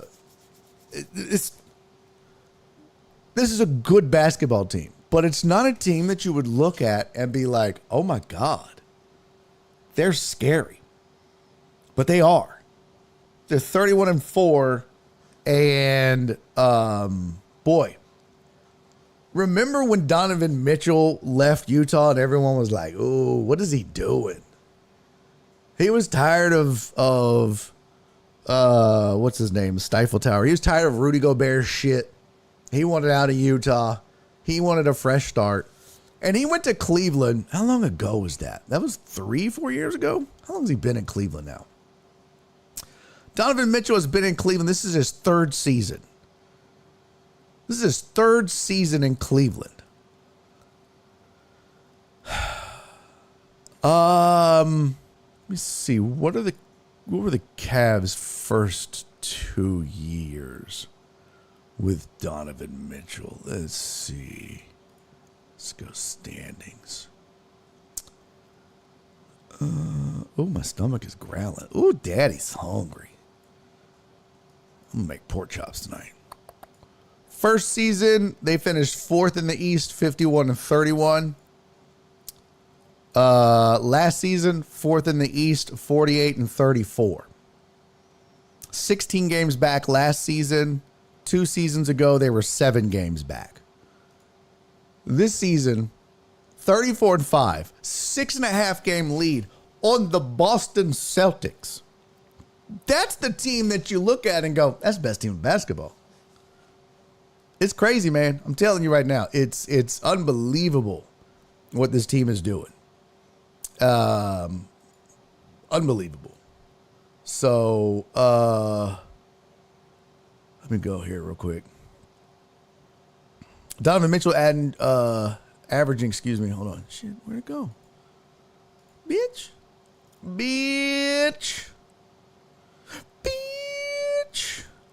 Donovan Mitchell averaging 23 a game. Darius Garland averaging 21 a game. Evan Mobley averaging 19 a game. So, getting it done, man. Definitely getting it done. 34-5. Yeah, my bad. My bad. It's 34-5 now. This was 31-4 was when this dropped last time, when the power rankings dropped, which was Jan 8. Yep. You right. Yes. 34-5 now. So since this drop, they've what? They've won, they've gone 3-1 since. It's pretty damn good. Yeah, Walt's got a good point. Team play out of Cleveland, OKC, and Houston. Yep. That's part of it, man. Yeah, Rudy left Utah before him. Is that true? I thought Donovan left first. Maybe I'm wrong. I know that they wanted to break up. That's for sure. I know they wanted to break up. 2 great guards and 2 great defensive forwards. Winning recipe in my eyes. True that, Tyler. True that. Especially the defense. And in this league now, guard play is everything. It's almost like the NBA has become college, just kind of like the NFL has become college. It's all about guard play. That's the new NBA. It's all about guard play. Even though, really, I mean, the MVPs have been big men as of late. It feels like. It feels like if you want to win a championship, you're going to have elite guard play. The Cavs certainly have that. That's too many teams, Walt. I don't think that's allowed here. They might push the Mavs to 7 games in the finals. Jesus total, Dallas. Give it a rest. All right, rest of it looks like this. Let's blow through here. Oklahoma City Thunder. They're 30-5 in this. I need to catch up here. Let me get the current standings. But they were 2 in the power rankings here. Thunder currently sit at 33-6 now. So they went 3-1 also since this. Celtics are 3rd on the list at 27-10. They're now 28-12. The Knicks are 4th on this list. Knicks are 4th in the power rankings. They are 27-15. They are 3rd in the East and 8.5 back of Cleveland. 5th in the power rankings. Yes, folks. Yes. Surprise. Hello. You haven't been paying attention. Your Houston Rockets are 5th in the power rankings. That means that whoever compiled this list thinks the Rockets are the 5th best team in the NBA. I don't know about that, but right now, they're certainly playing like that. They're certainly playing like that. They have the 4th best record in the NBA. Currently. They're 27-12. That is good for a 69.2 winning percentage, 4th best in the NBA. They're 6 games back of the Thunder in the West. This was when when this came down, they were 24-12. They're now 27-12. So since this popped off, they've won 3 in a row. The current winning streak is 5, 7-3 over their last 10. Problem is the Thunder are just rolling. Thunder are 9-1 in their last 10 and won 3 in a row. But like I told you earlier, they just put a whooping on Memphis in the last 2 out of their 3 games. So some separation there between 2nd place and 3rd place. And by the way, Memphis is 6th in the power rankings, and Rockets just beat them 2 out of the last 3 games on their schedule. So Rockets have been playing well. Grizzlies 6, Nuggets 7 on the list. Los Angeles 8, the Lakers, Lakers are 8 on the list, and that's up 9 spots. Lakers have been playing better as of late. Clippers are 9. They've moved up 11 spots. And surprise, surprise, Orlando Magic are 10. Yes, the Orlando Magic. They are 10 on the list. Led by young guys. Franz Wagner, Paolo Banchero. Dallas Mavericks are 11. The Milwaukee Bucks are 12. Bucks are 4th in the East. But it's been a rocky start to the season. They've turned it on as of late.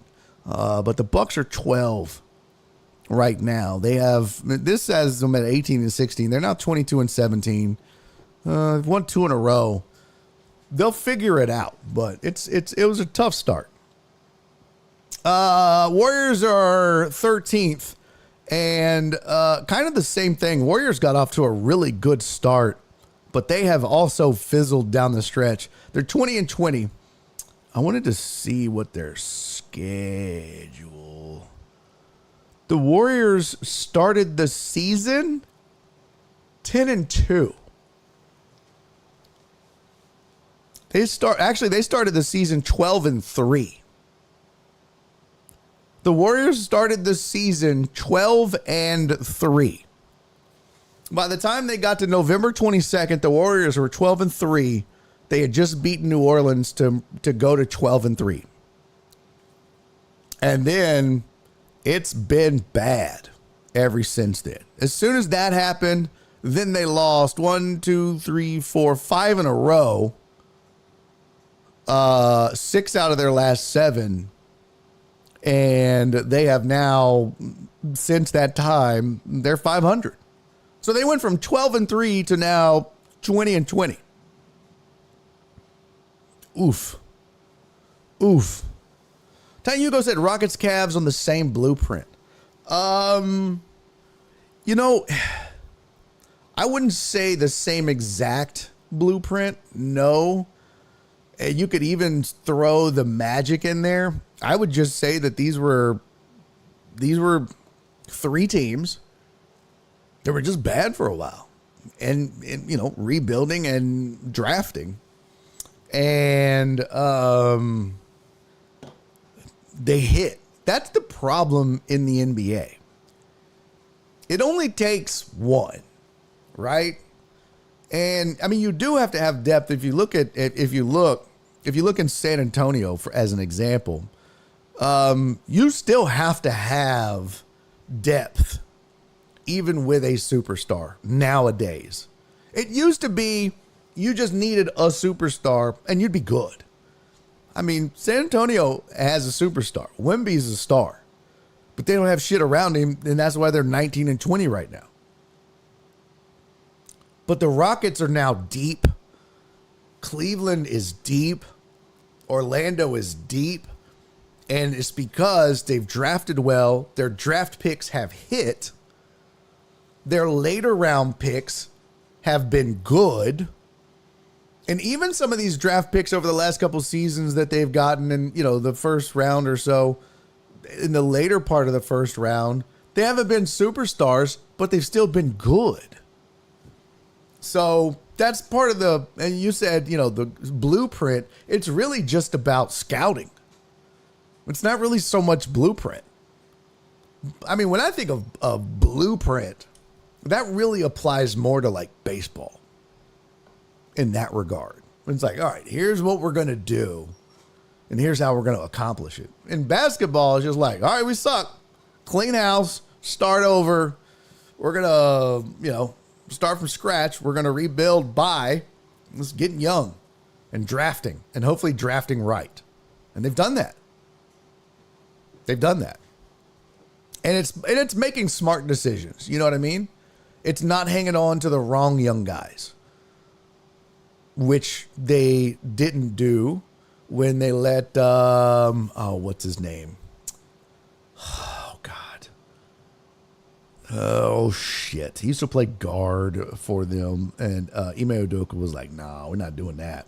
Oh, he was a great scorer of the basketball, but he was a problem. He threw a hissy fit in Cleveland, came here. Fuck, I can't ever remember his name. I'm so bad with names. I'll think of it in a minute. But that's the thing. They got, just to everybody loved Cam Whitmore. Yep, KPJ. Thank you, Alex. Kevin Porter Jr. It was like, he was great, but he wasn't the right fit. He wasn't the right guy. And it was about building the right chemistry. That's what's, I think, working in Cleveland. It's the right guys and the right chemistry. And that's what you're seeing here, too. It's the right mix. It's the right people willing to do the right things. I mean, when you've got Amen Thompson and Tari Eason willing to come off the bench and do the dirty work, kind of reminds you of the 80s, right? Kind of reminds you of the early 90s when Dennis Rodman was like, I don't give a fuck. I'll go in and do all the dirty shit.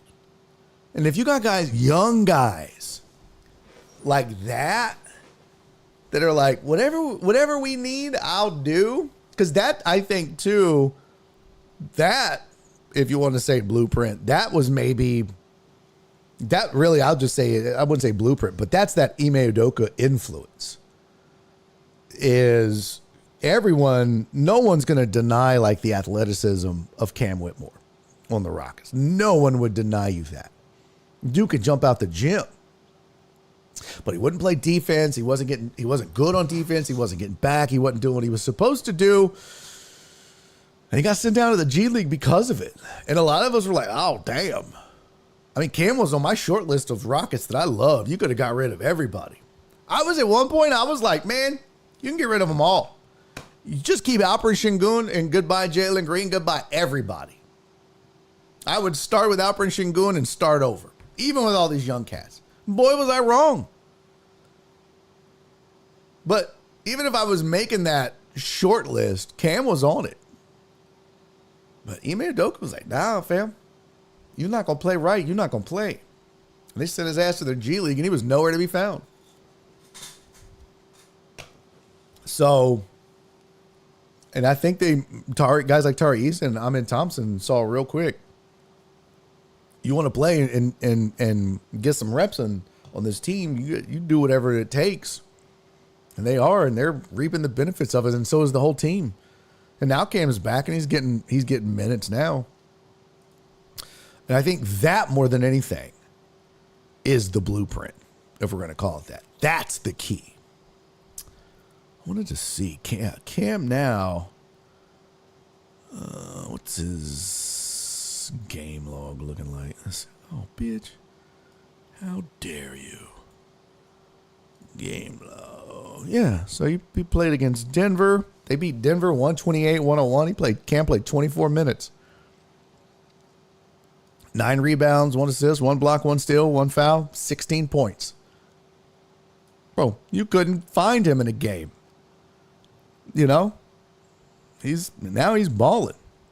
He's averaging 21 minutes in the month of January.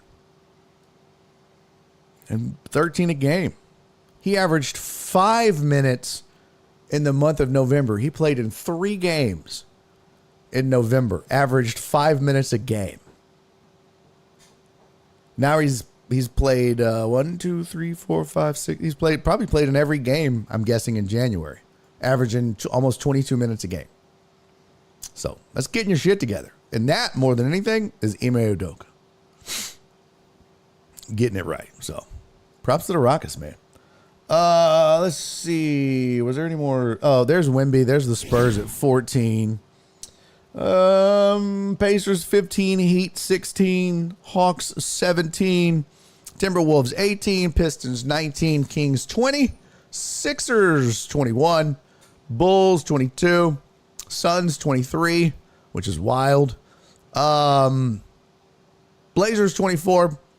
The Nets are 25, Jazz 26, Raptors 27. There you go, Mines. Pelicans 28, Hornets 29, which is wild because you just feel like LaMelo Ball is just getting wasted. Wizards 30. So there is your power rankings. It's almost like literally the whole NBA flipped. No, Mines is not here. It's almost like it flipped. Christopher Mina said, are we seeing a new style of basketball? Retro ball. I don't know. It's a good question. Walt said, thank goodness he cheated on Nia Long. Ain't that the truth? Ain't that the truth? He'd still be in Boston winning multiple championships. Thank God. By the way, who the fuck cheats on Nia Long? What a dumbass. I mean, respect. But also, she had to be one bad chick. And if you're going to cheat on Nia Long, she better be an 11-12 out of 10. Bro, what is you doing, pimp? Jacob, what up? Jacob said she ain't all that. I don't get that. I don't get that. I don't get that. I don't get that. I just don't. I don't understand that. That's crazy. All right, here's a couple of. I found this interesting, just purely from a selfish local sports Rockets perspective. Let's see here. Hold on. Where'd it go? God bless it. God bless it. And then we're gonna get out some NBA and start talking some more NFL. Actually, we're gonna do some non-sports. I got some non-sports, and then we'll get into some NFL. Look at Joe Pro. Barry! Oh my God! Why do you only say Raptors when Mines isn't here? Joe Pro with the all caps Mines. I love it. All right, here you go. This is according to ESPN Plus. Shout out Total Dallas. 2025 NBA trade deadline. 5 offers that would change the title race. Offer number 1. Jimmy Butler joins the Kings to end his feud with the Heat. Interesting. The Kings would get Jimmy Butler and Alec Burks. The Heat would get DeMar DeRozan. I didn't even know DeMar DeRozan was in Sacramento. Can I be honest? I had no idea. Jeez. That's bad. That's bad. I didn't even know that DeMar DeRozan was in Sacramento. Had no clue. Sacramento currently 9th in the West. Miami currently 9th in the East. Yeah, Sacramento starting 5. De'Aaron Fox, Malik Monk, DeMar DeRozan, Keegan Murray, Domantas Sabonis. Okay. So the trade would be the Heat get DeMar DeRozan, Tim Hardaway Jr., a 2028 first round pick, top 4 protected. Oh, and then it's a 3-way trade. The Pistons get Kevin Porter, Trey Lyles, and a 2029 first round pick swap via Sacramento. Does that say his name right? Kevin Huerter? I gotta look that shit up. I don't know what the hell. I'm almost positive I didn't say his name right. Joe would be screaming at me. It's not how you say it. Okay. Shut up, Joel. I don't know this big, tall, goofy ass white boy's name. Let me look it up on NBA. Let's see, Pro Basketball Reference. That's where they always have it. Pro Basketball Reference. There we go. There we go. Yeah, here we go. It is. Oh, they don't have it. Oh, Herder. Got it. Herder. I think he's still a teenager, Joe. Oh, DeMar, I say it, the less I like it. You know what's going to happen if you keep this shit up, Total Dallas. You know what's going to happen.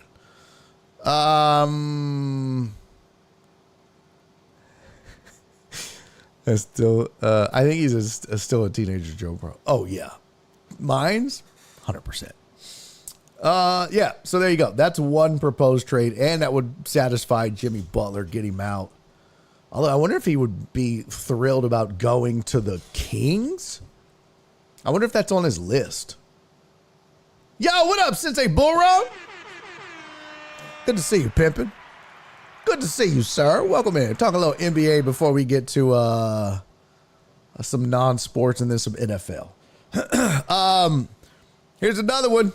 You ready? You ready? You ready? Houston, what? What? Here you go. Here you go, Houston. Houston, hello. This one, Suns' Big 3 era ends with KD leaving. This trade says the Houston Rockets get Kevin Durant, center Bol, and guard Monty Morris, and guard Damian Lee. In return, the Phoenix Suns get forward Dylan Brooks, forward Cam Whitmore, forward Jayshawn Tate, forward Jeff Green, and center Jock Landale. 2 first-round picks in 2025 and 2027, both returned to Phoenix. It says we're not going to hold these words against the Rockets general manager Rafael Stone. Of course, my job is to be open to everything, so I'm not going to not do my job. But we like this team. We definitely do not intend to change anything, and I would be shocked if something changes this season. But what would happen if the Suns owner Matt Ishbia looks at the standings in early February instead of holding on to Durant? It says it's unlikely scenario that Durant were made available. Houston checks the boxes of expiring contracts, young players, and draft picks to offer an appealing trade package. To steal the page from the Nets, Phoenix would receive back its own 2025 and 2027 first-round picks. These 2 picks were initially traded to Brooklyn when Durant joined Phoenix 2 years ago, and then again traded to Houston this past summer. Rockets would certainly draw a line in the sand, not trading Jalen Green and Alperen Şengün. It says trading either is close to impossible. That would leave Amen Thompson, Tari Eason, Reed Shepard, and Whitmore as trade candidates. Whitmore would be the odd man out. He recently expressed his displeasure with his role in Houston. It says the Suns should ask for Thompson or Eason, but that would be a non-starter for Houston. Yeah. Trey would give the Rockets a starting five of Fred VanVleet, Jalen Green, Amen Thompson, Kevin Durant, and Alperen Şengün. Current starter Jabari Smith Jr. and Tari Eason would anchor the bench. I don't think that would be the case. I think Amen Thompson would probably still come off the bench and they would start Jabari Smith. But I could be wrong. I could be wrong. Because I think Jabari is hurt right now, right? Yeah, he was out. He's out 4 to 6 weeks. Yeah. But when he comes back, I think Amen goes back to coming off the bench because they like that 1-2 punch with him and Tari Eason. But I tell you what, as far as starting fives go, Sensei Bulrock said Suns need Suns. Okay, that was close to filthy dirty. Suns need to cut Bradley Beal this offseason. Yep. Has there ever been a six man to make $60 million? No shit. Let's not do that, Houston, for the love of God. Christopher Mina said, yo, what up, Shock? How are you, sir? Happy New Year, buddy. Welcome. Welcome. Good to see you, man. Joe Bro said, would the Rockets only get Durant or would they have to take his burner account too? I wouldn't do it. Durant isn't leading no team to a title contention. Here's the thing, man. It says, we've had all the family here today. Yeah, right? Haven't we? KD would stall the growth of the Rockets' young stars. Oh, man, my Suns make me so mad this year. Here's the thing about this trade, right? That I think is interesting. It's kind of if the Rockets were to do this, it's one of those things where it's a total shove. It's 100% what the Rams did a few years ago when they made their Super Bowl run. It is 100. It's a shove. It is, hey, we're all in for a world title this year. We're running and gunning for a championship right now. Because if you go out and you try to add Kevin Durant and you're giving up in this exact trade, if you're giving up Dillon Brooks, Cam Whitmore, Jayshawn Tate, Jeff Green, and Jock Landau plus 2 first-round picks, you're going for it. But at the same time, you're not really giving up any of your core. I mean, when I read it again, outside of Dillon Brooks, who would you just be devastated that you lost? Let me see something here.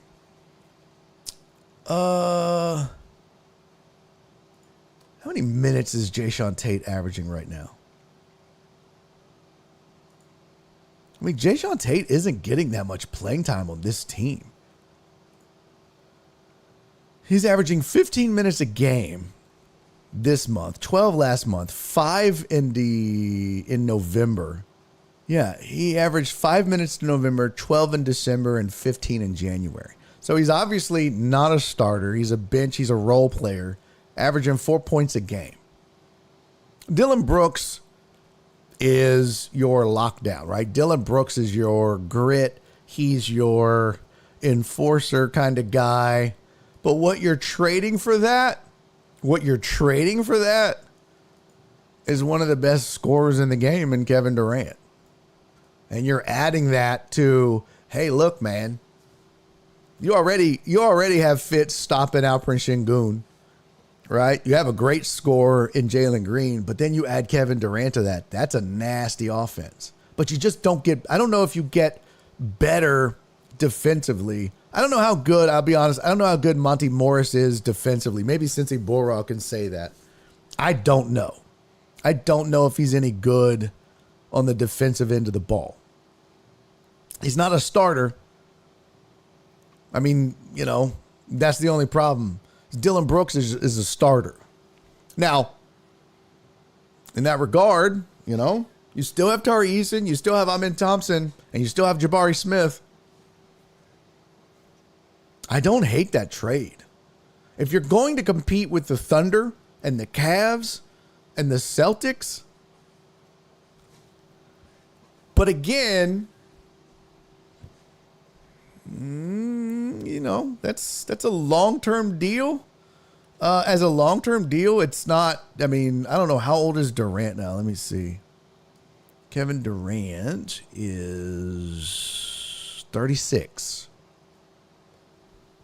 He's 36. It's not. Tanyugo said Durant isn't leading you to a championship. You're right. He's not leading you to a championship until he does.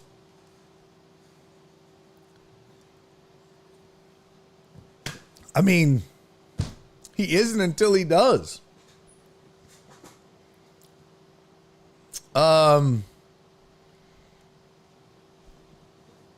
Saying all in is bad karma. Not really. Again, man, there's nobody outside of Dylan Brooks that you can't afford to live without on that list. Bobo, his game is crazy. We've watched Bobo highlights on this show. I would want to do it just for the Bobo highlights. Are you shitting me? I want to see Bobo run the floor, run the break. I'd do it for that. I just want to see some Bobo highlights, man. Shit. Hugo said Durant had Harden, Westbrook, Harden, Irving, Booker, Beal, and what nothing. Durant is Belichick and Curry is Brady. Yeah. I don't know, man. You know what's funny is he had all of those, and maybe that's the problem. Maybe that's the problem. Too many egos. He also never had a coach like Ime Udoka and a team that was devoid of egos. He comes here, he has a role, everybody else has a role. There's not three superstars and three egos to feed and three, you know what I mean? Everybody's rowing in the same direction on this team. I think it's a different situation for sure that he walks into. This is my opinion. But it would be very interesting because, you know, we talked about the Rockets, you know, kind of mimicking what the Astros might do if they make the playoffs this year and then add a veteran presence next year. Stay young this year, maybe sign a veteran presence in the offseason. Well, this would accelerate that timeline a little bit. Sensei Borax, I think we might have successfully gotten rid of Nurkic, though. Well, there you go. Give me all Plumlee and Bobo, baby. I'm telling you, man, Bobo is fun as shit to watch. Here's another one. Ball, Randall White lead a 3-team swap. Minnesota Timberwolves get Kobe White and John Collins via Utah and Chicago. The Bulls get Julius Randle from Minnesota. Boy, Jordan Clarkson from Utah. And the Jazz get Jaden McDaniels from Minnesota and Lonzo Ball from Chicago, along with Chris Duarte. That's a hell of a swap. That's a lot of shit. That's a lot of moving parts. It says the Randall experiment has not worked in Minnesota.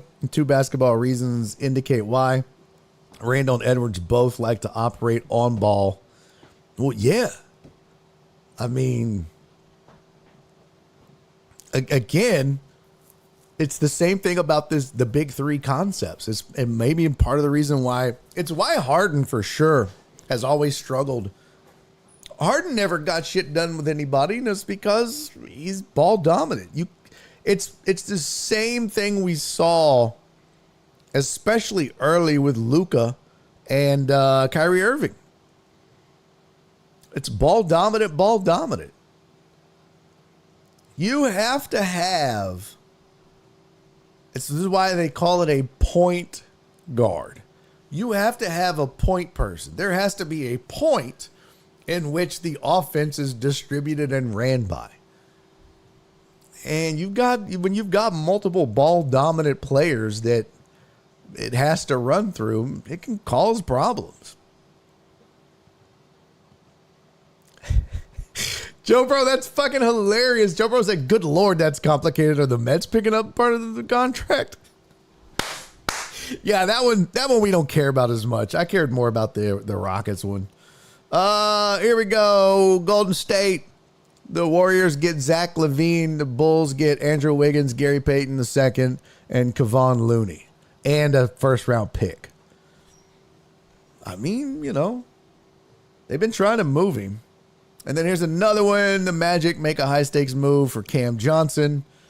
They also get Keon Johnson. And the Nets get Cole Anthony, Gary Harris, a first-round pick, top 12 protected, 2027 first-round pick. Swaps, top 10 protected, and a 2028 second-round pick. That's a lot. I just really more cared about the first two. I thought those were interesting. A lot of Kevin Durant haters up in here.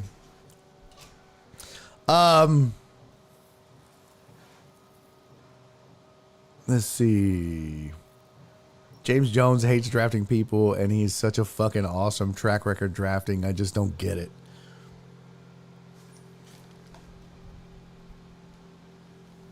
That printer's going crazy. You can't teach an old dog new tricks, so Durant isn't changing his game. Man, look, I don't know. I'm trying to think. Is there an example? Some of you in this chat would come up with it. Is there an example of a guy that they said couldn't win a ring that has won a ring later in his career? That they said couldn't do it and that's done it. There has to be. My example in the coaching world is always Andy Reid. That's always the one that I throw out. That's my go-to. Because it's just the one, it's recent.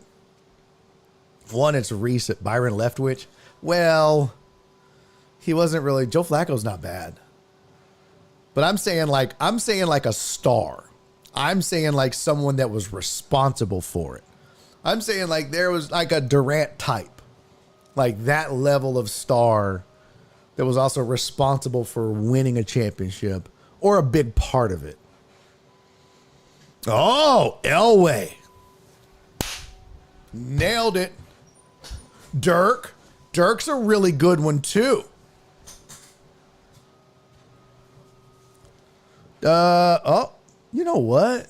Walt, I forgot. Durant did win a ring, right? You are right. Who did he win it with? Who did he win his fucking ring with? Was it was the Warriors, right? Yeah. He won this shit with the Warriors. Yes. Right? Why am I yes.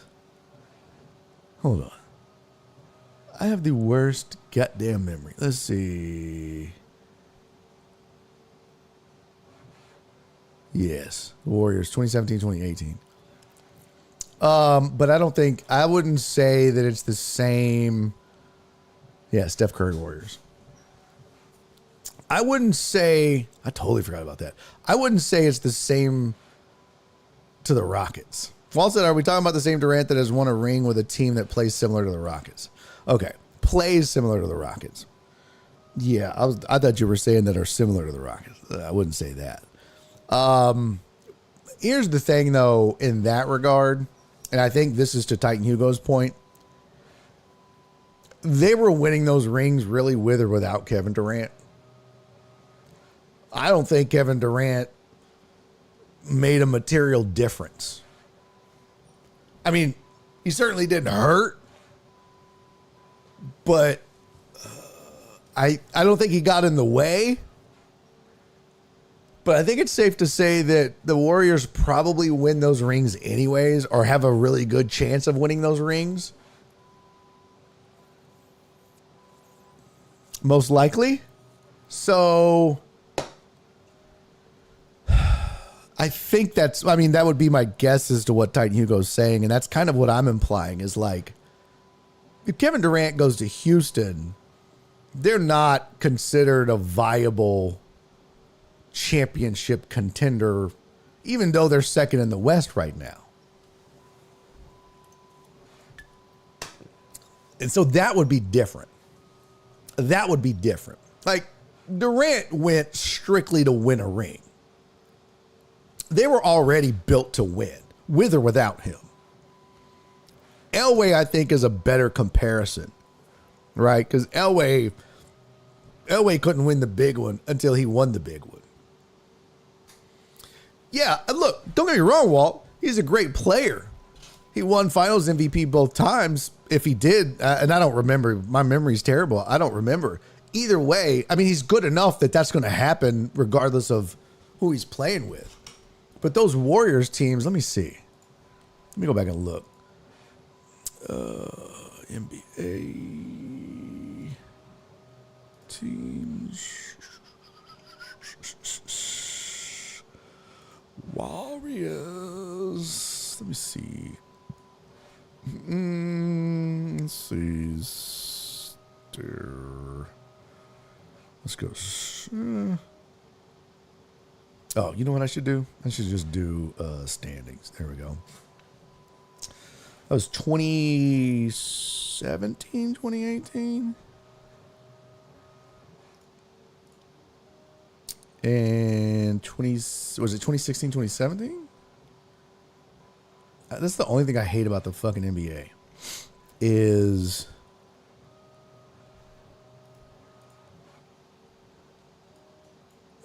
the way their seasons break up. Just use one. For fuck's sake. Just one.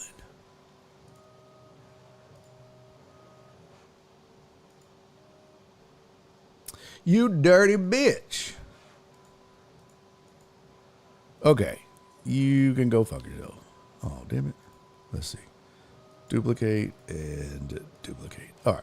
So this is 2016. This is 2017. And this is 2018. All right. So the Warriors in 2015, 2016 finished 73-9. In 2016, 2017, they finished 67-15. And in 2017, 2018, they finished 58-24. They were second in the West. Rockets actually won the West. So again, and I don't know if he was in the, well, he had to be in the 2016, 2017, and 2017, 2018 seasons. Had to be. So, I mean, this was a team when he went there in 2016, 2017, the year before, that went 73-9. So again, yeah, that team was already built. And that's why I say it. Sure, he won, but 15-16 Warriors, best record of all time, and right behind is 95-96 Bulls. Yeah. Hell no, they wasn't beating the Cavs twice without KD. He was the closer. Yeah, so you mean the same team that won with 73-9? Was it?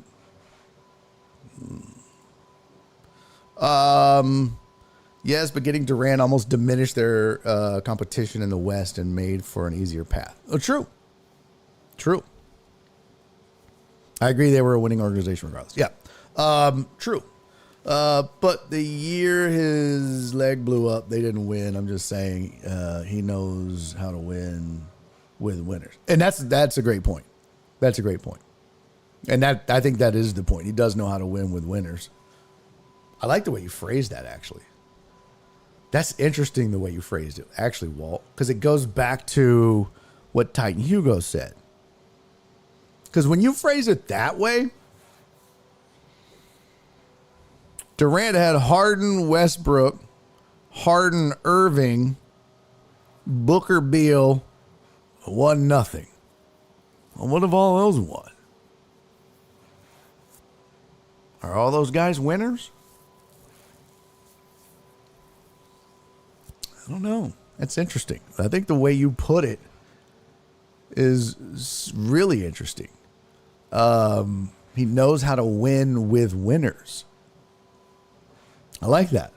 I think that's super interesting. KD made them unstoppable. I want to see. I really want to see what the lineup was, what the depth charts were for each of those teams. Let's see. Depth chart. Oh, bitch. Let's go stats. Here we go. 1, 2, 3. Okay. 20. No, regular season. 15, 16. Regular season 16, 17. Regular season 17, 18. Okay. Regular season 2015-16. Steph scored 30. Klay Thompson 22. Draymond 14. They also had Harrison Barnes, Iguodala, Maurice Spates. Wow. Man. That 2015-2016 team, that's crazy.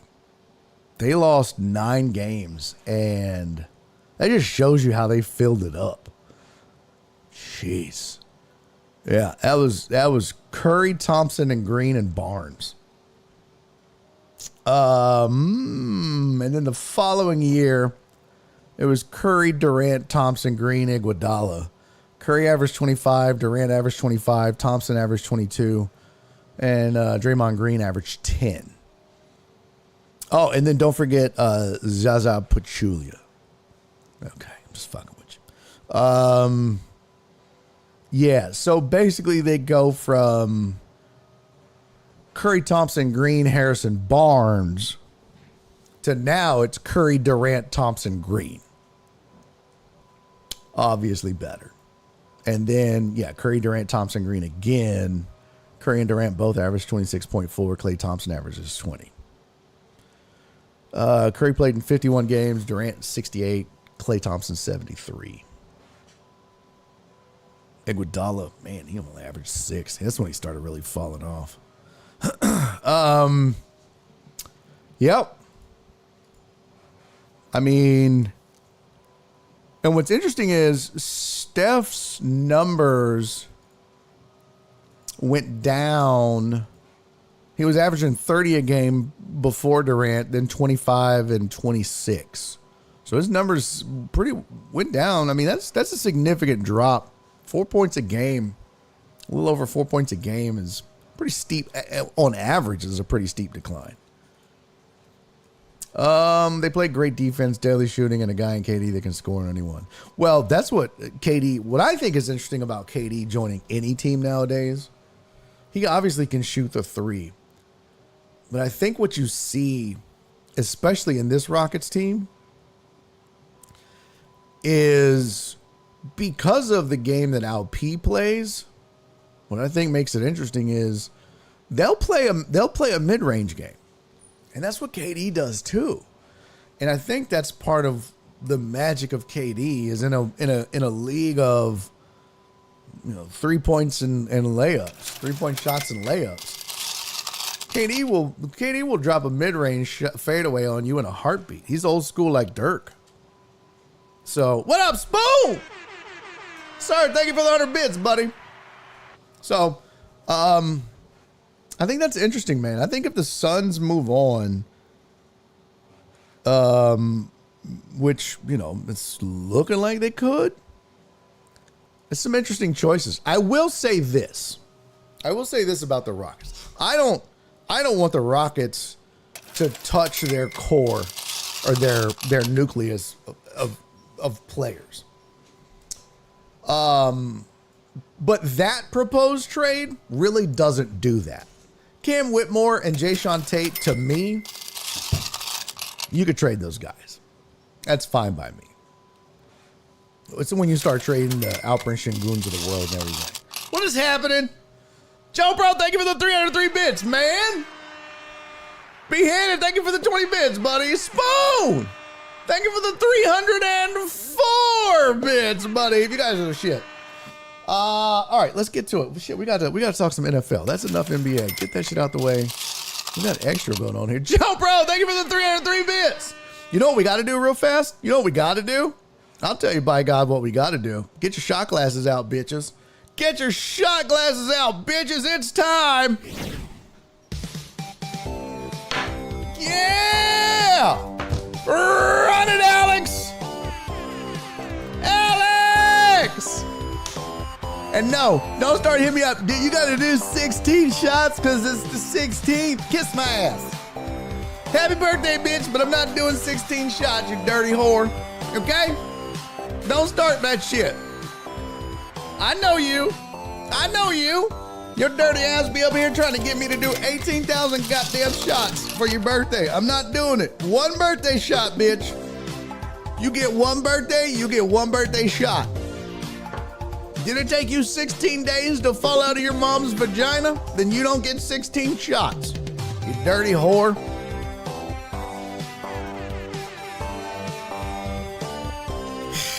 I love you, Alex. You're the man. If you don't know, if you're a Patreon member, patreon.com/BarryOnDeck. It's a great way to support the show, keep the show in the air. All of our Patreon members get a birthday shout out when it's their birthday, or, you know, leading up to their birthday, or if we miss it and it's just past it. Today is Alex Villanueva's birthday. Alex, brother, happy birthday, my friend. I know you're out and about working. Please don't stop at the titty bar. Don't do it. I know you'll be getting one of them nasty ass titty bar steaks with some pubes on it. Be like, that's alfalfa sprouts. No, it's not. That is definitely not. Nightbot. Shut up, Nightbot. Alex, brother, thanks for being a day one OG deckhead, man. From the get-go, from the jump, you've been here. I certainly appreciate it, man. I do. You're an integral part of this community.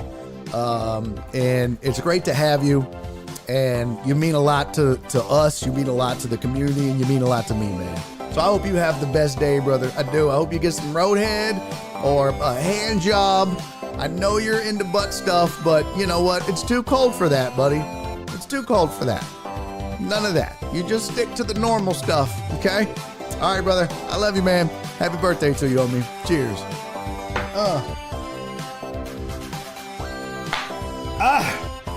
It's good shit. Just the old fireball. Yeah, it's good stuff. Look at Cece's drinking some Crown for you. Yeah. Are we in a hype train too? Yes. No. Oh, it says incoming. Okay, so wait a minute. I was like, damn it. I'm not doing two of them. Kiss my ass. Jacob said, remember me in 6 days. Yes. If you're a Patreon member, we do. Told us happy birthday, brother. Love you like brothers, minus the blood. Yeah, y'all fuck with each other a lot. But I'm glad it's all love. Joe Bro! Thank you for the 303 bit spoon! Thank you for the 69. I like thank you for the 69 bits, buddy. Uh-oh, get this back up here, bitch. That was weird. Jumbo, thank you for the 303 spoon. Thank you for the 304. You guys are the best. You're not doing a shit for what? Heck yeah. You're not doing a shit for a hype train. This motherfucker. Okay, fine. Fuck. God damn it, Jared. Trying to get me drunk before the wife gets home, you dirty bitch. Oh, you gifted a sub. You dirty whore. You done gifted a sub to Tyler. Look at you. Just in time, too. Now Tyler gets to avoid the ads. Well done, Jared.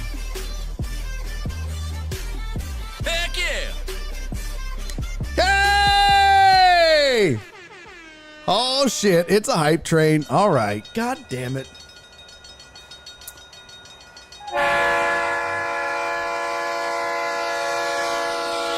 Sons of bitches. I'm doing it. Fine. I hope you're happy. I know I am. Excuse me. Shit. Jared Taylor, thank you for the gifted sub. Tyler got him a gifted sub. Spoon gifted a sub. Who'd it get? Who got it? Who got it? Who got Spoon sub? Spoon gifted a sub to the community. Who got it? Does it say? It doesn't say who got it. Spoon is gifting one sub to the community. Jesus got it. Yeah.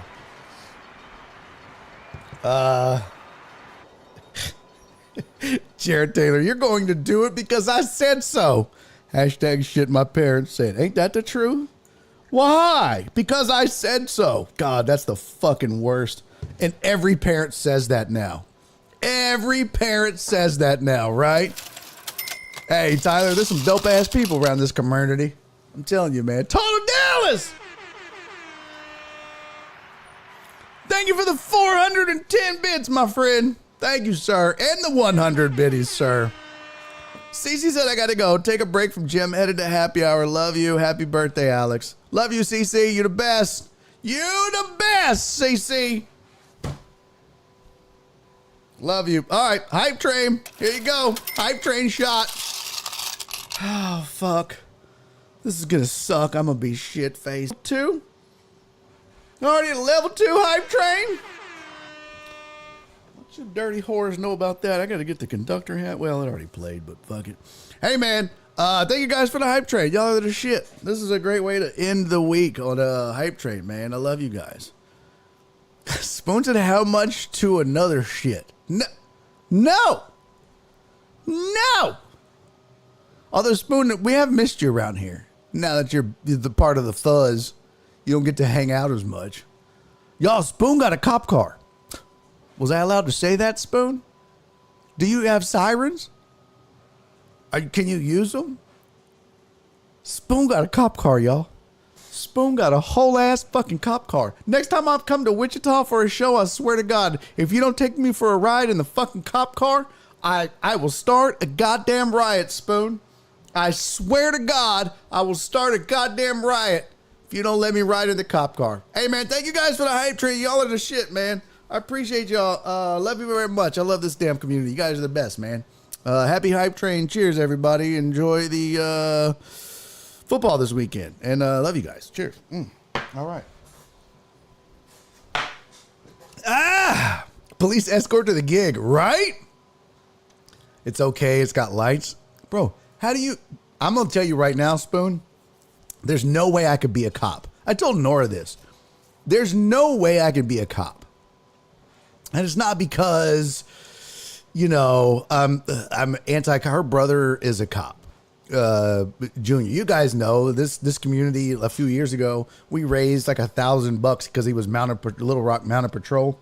And we bought new saddles for the Little Rock Mounted Patrol because you guys are awesome. But I couldn't be a cop because, bro, Spoon said, I'm not a cop. Why'd they give this to me? You know what?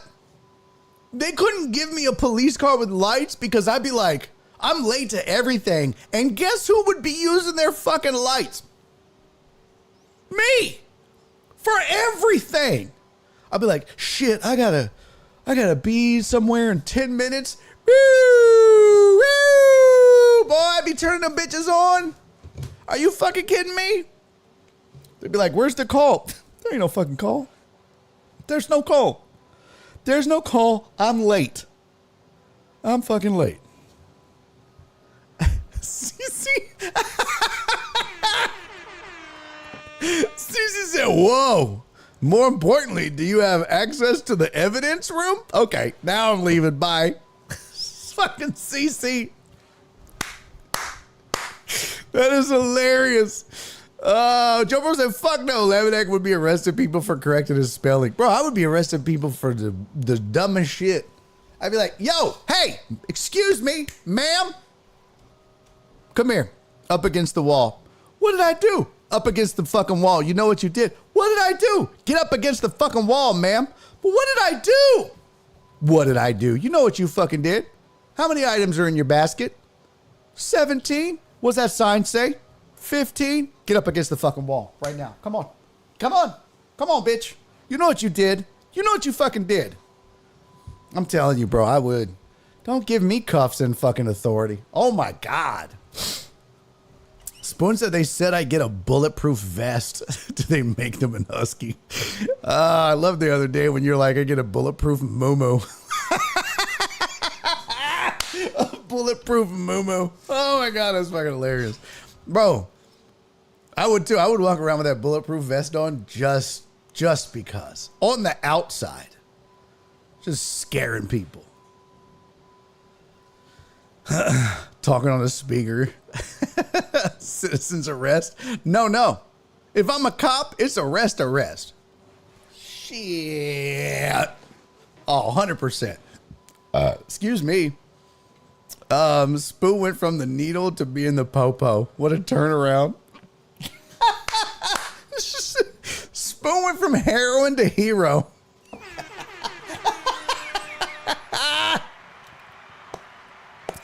Oh, that's so funny.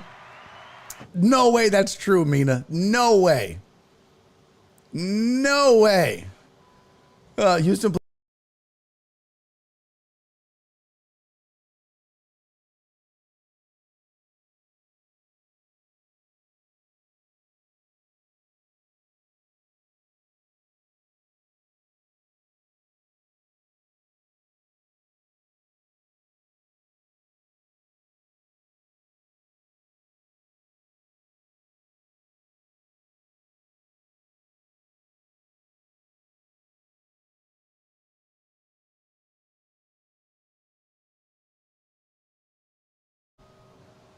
See? All of my shit just rebooted. All of my devices just fucking rebooted. I'm telling you, this is the weirdest goddamn thing. Thank you. I'm glad you posted the mute button. That's why I created that shit, so y'all could alert me. Thank you, Total Dallas. Donna, thank you for the 47 bits, sweetie. Much love, my sweet, sweet Donna. Yeah, that's wild. Mina said Houston Police Department has a rodent problem in their evidence room. They have rats addicted to marijuana and cocaine. That's crazy. No, not static electricity. It just, I'm not doing anything. It just, like, all my USB stuff. Because the computer didn't reboot. Obviously, I'm still streaming. It was just all USB. Amos said, well, that's what you get for making fun of the popo. He said, what did Mina say? It's right here, right there on YouTube. Houston Police Department had a rodent problem in their evidence room. The rats are addicted to marijuana and cocaine. That's fucking crazy. That's crazy. All right, we didn't get to my non-sports stories. The videos can wait until Monday. I suppose the other story can too. I do want to get some NFL in before we bounce. I mean, obviously, we at least need to talk about the games. Duh. So let's do that real fast. Right fast before we get on up at you, yeah. Before we bounce. Here we go. Chiefs at the Texans. Or sorry, nope. That's not how that works. Texans at the Chiefs. They make it look like the Texans are the home team, which is stupid. We're going to go to schedule. There we go. Let's do this and this and this and this. Texans Chiefs. Surprise, the Texans are the early game. Everyone was going ballistic on social media. They were like, the Texans could be in the Super Bowl and it would still be at 4:30. Non-prime time. Like, it's kind of true, though. I don't think the Texans have ever had a playoff game that has been non-prime time, or that has been prime time. If the Texans are playing, it's going to be at 4:30 Eastern. Period. End of story. Alex said Texans by 40. Well, the Chiefs are favored by 8. In case you're wondering, the line opened at 7.5.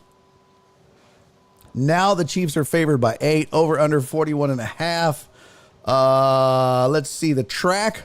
25 degrees. Yeah, it's on Saturday too. 25 degrees in Kansas City game day.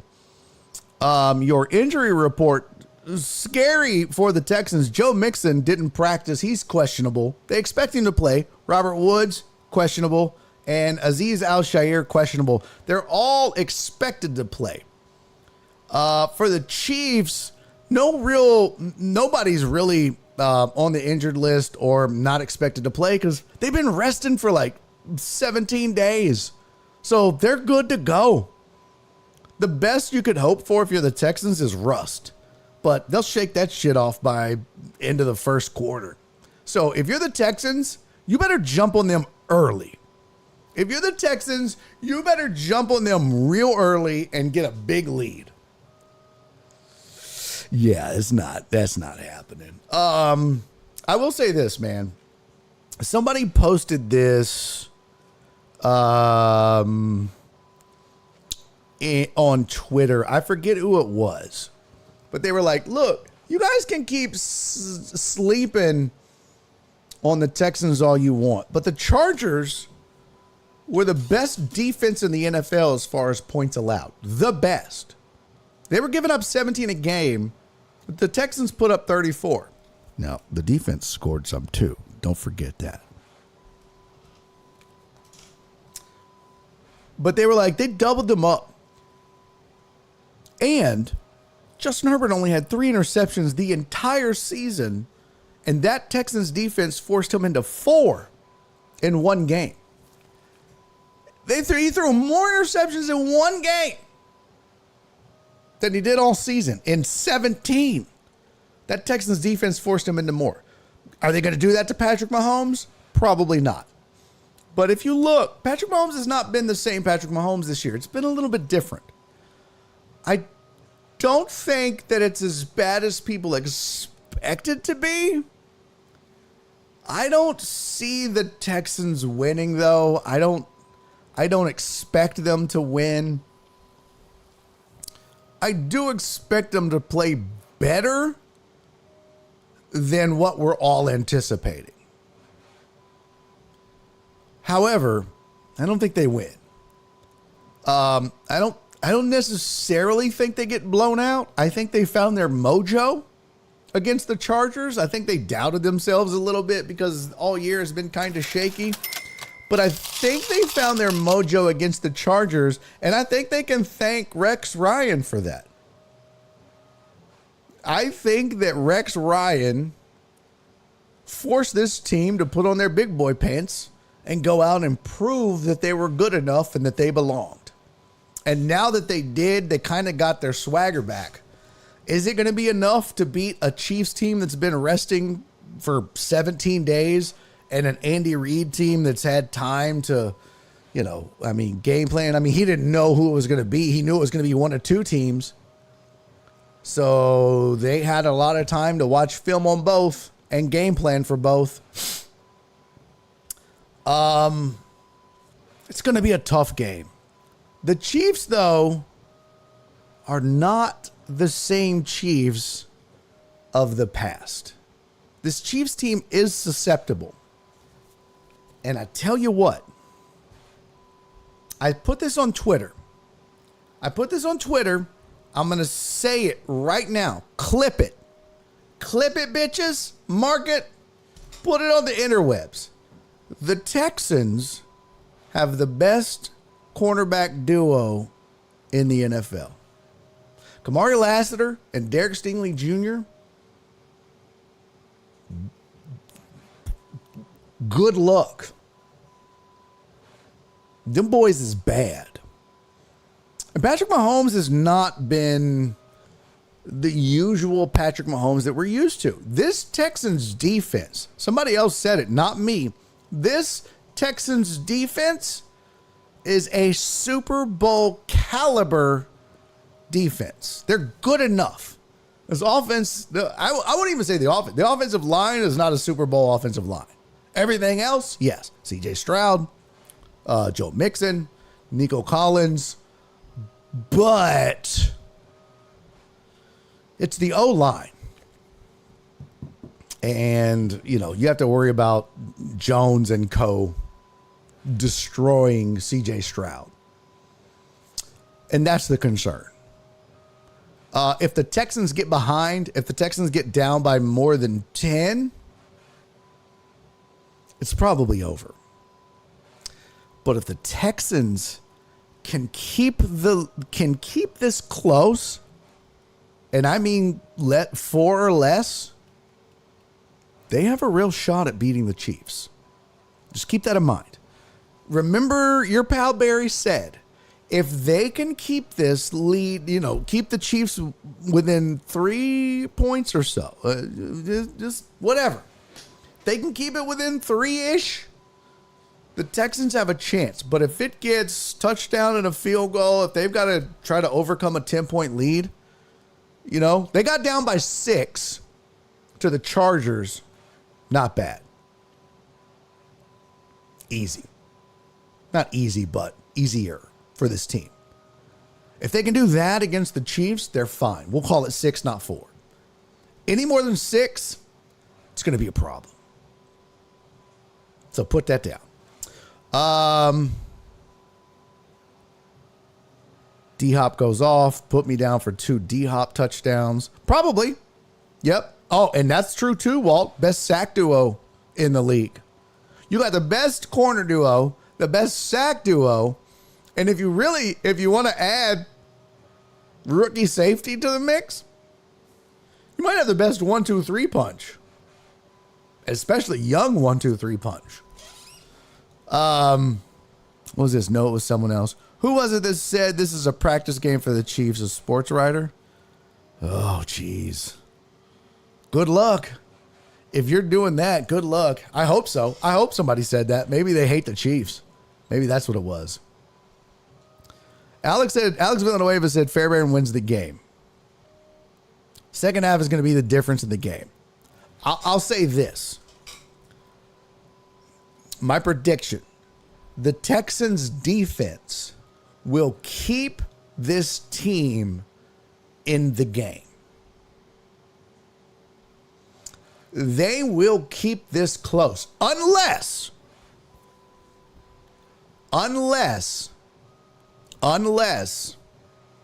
this offense turns the ball over a ton. And then you just get tired and it just gets out of hand. But if Stroud doesn't throw, 2-3 picks, or there's not 2 or 3 fumbles, and, just the offense just can't get shit going. They sustain some drives, but it's just field goals or, punts. This defense will keep this game close. And then whatever happens, happens. But if it gets more than a touchdown lead by the Chiefs, they're not coming back from that. But 6 or less, they got a chance to win this game. Oh, Nick Wright said this is the last practice game for the Chiefs. Well, Nick Wright can also smell what the Rock is cooking 3 days from now. Big ass nose, Nick. All right, couple of other things, couple of other games. Obviously, Commanders at Detroit. Detroit favored by, oh my God. What the fuck? The opening line in this one was 5.5. It is now 9.5. Did I miss something? Why the jump? Mikael Walker, questionable for the Commanders. I mean, god damn, you jumped 4 points. I'm thinking Jaden Daniels is out or some shit. Like, what? That's crazy. Zeitler and O'Connor are out for the Lions. Bro, that's crazy. Opening line, Lions favored by 5.5. It must be that the public just jumped on it. and was like, yeah. Yeah, that's exactly it, Joe Pro. Public move the line. That has to be what it is. The public was like, oh yeah, I'll give you 5.5. Sure. I'll give you 6 and I'll give you 7.5. Yes, I'll give you 8 now. Yeah, I'll give you 9.5. Or I'll give you 9. So yeah. The public is the one that moved that line. Has to be. And Walt has a great point. That's not a good sign for the Lions. If the line moved that much and the public is that dumb. Although I think the initial line, Walt, really kind of speaks to what this is. Old Man Seattle said the money likes the Lions story. Bet the smart money shifts it on Saturday. Yeah. Could be. Very well could be. All right, last 2 games that'll happen on Sunday starting at 2 p.m. Central Time. Rams will play Philadelphia in Philadelphia. Eagles favored by 6.5, lined open at 6. Eagles by 6.5, so not a touchdown. 2 field goals and a hook. Bro, the Rams are scary right now. Eagles defense is really good, by the way. Don't sleep on how good that defense is. The one thing that's scary about the Eagles is if they get any kind of lead on you, you're fucked. Like, you're screwed. Because when it comes down to ball control, if they need to run out the clock, they got the best running back in football right now. They can absolutely kill a clock in the last quarter and a half of a game with Saquon Barkley. So you better hope that you keep it close and you make a game of it in the first 3.5 quarters, because you don't want to give the Eagles an opportunity to just run out the clock in a game. And that's, I think, the concern. But look, Matthew Stafford has been here. Sean McVay is one of the best coaches in the NFL. And I don't think he gets quite the love he deserves. So, this will be closer, I think, than the 6.5. In fact, I would not be shocked if the Rams win this game. I just won't. That was going to be a shootout, I think. Tyler said. I think there was a lot of hype after the Bucks game. Hurts sometimes will still for like 3 drives, though. We need him to play strong all game. But of course, we always got Saquon. Yep. Joe Burrow saw that with Houston last week. Got a lead, ran the fuck out of Mixon. Yep. Defense went full court press. Yep. Flip said I like the Rams. All right, last one. Baltimore at Buffalo. Oh my God. Ladies and gentlemen, honest to God, this is probably your Super Bowl. Let's be real.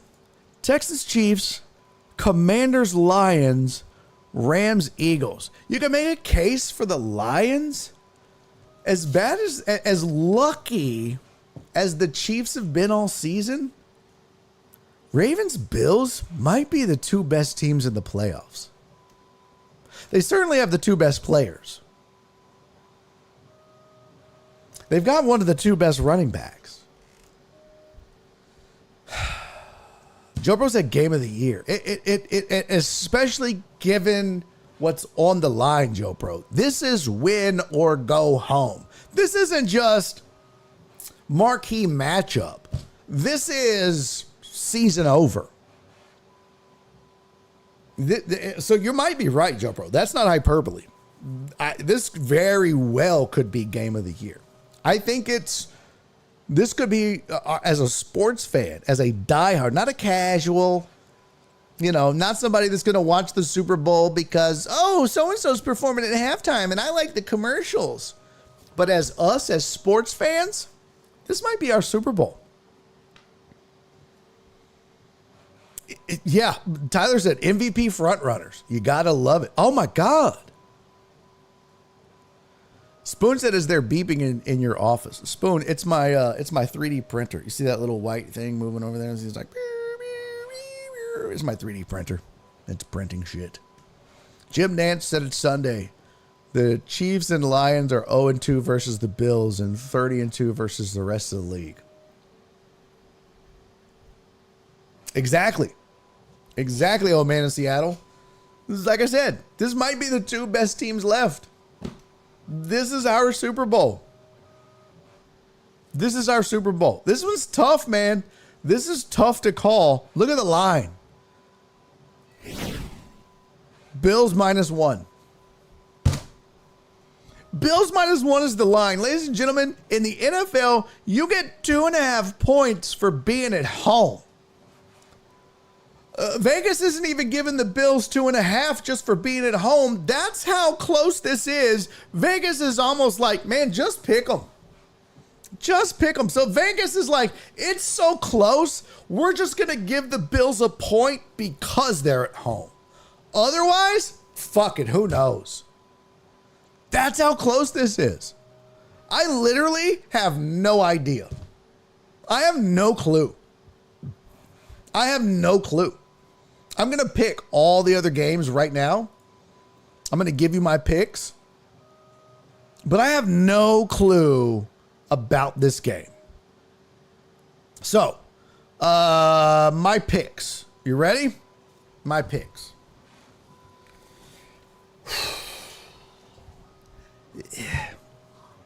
I got a weird feeling. I've got a weird feeling. I'm going to write all these down. I've got a weird feeling. Something crazy in my plums. I'm going on a limb, folks. I'm going to say it. Texans win. Texans shock the world. I'm gonna call it. Texans shock the world. Lions are winning this game. And no ifs, ands, or buts about it. Lions are winning this game. I don't know by what. I don't know by who. Lions are winning this game. This one.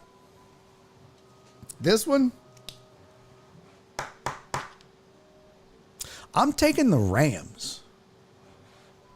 The Eagles' defense is good. Saquon Barkley is phenomenal. Jalen Hurts has been a little banged up, but here's the thing, man. Here's the thing, and it's really this. Tyler put a sad face in the chat. Tyler is an Eagles fan. Tyler, I try to learn everybody's teams, and Tyler, one thing you'll learn about me. I know you're new here. One thing you'll learn about me, I'm a Texans fan, but this chat knows one thing. I do not pick based on my fandom. I never do. So don't think I picked the Texans because I'm a Texans fan, and don't think I would pick against the Eagles because I'm an Eagles hater or anything like that. They'll tell you. They will 100% tell you. I've been doing sports talk for 13 years now. I am very unbiased when it comes to my picks. But here's what I'm not picking against the Eagles. I am picking the Rams. Sean McVay and Matthew Stafford and that Rams offense, that Rams defense.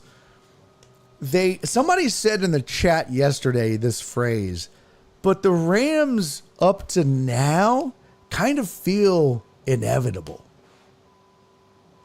And a Philly collapse also kind of feels inevitable.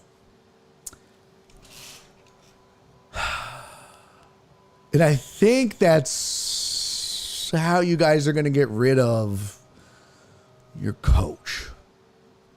I think Sirianni, they love him, but they hate him. You know what I mean? There's this like weird love-hate relationship with his public Sirianni versus private Sirianni. And it's a weird deal going on in Philly.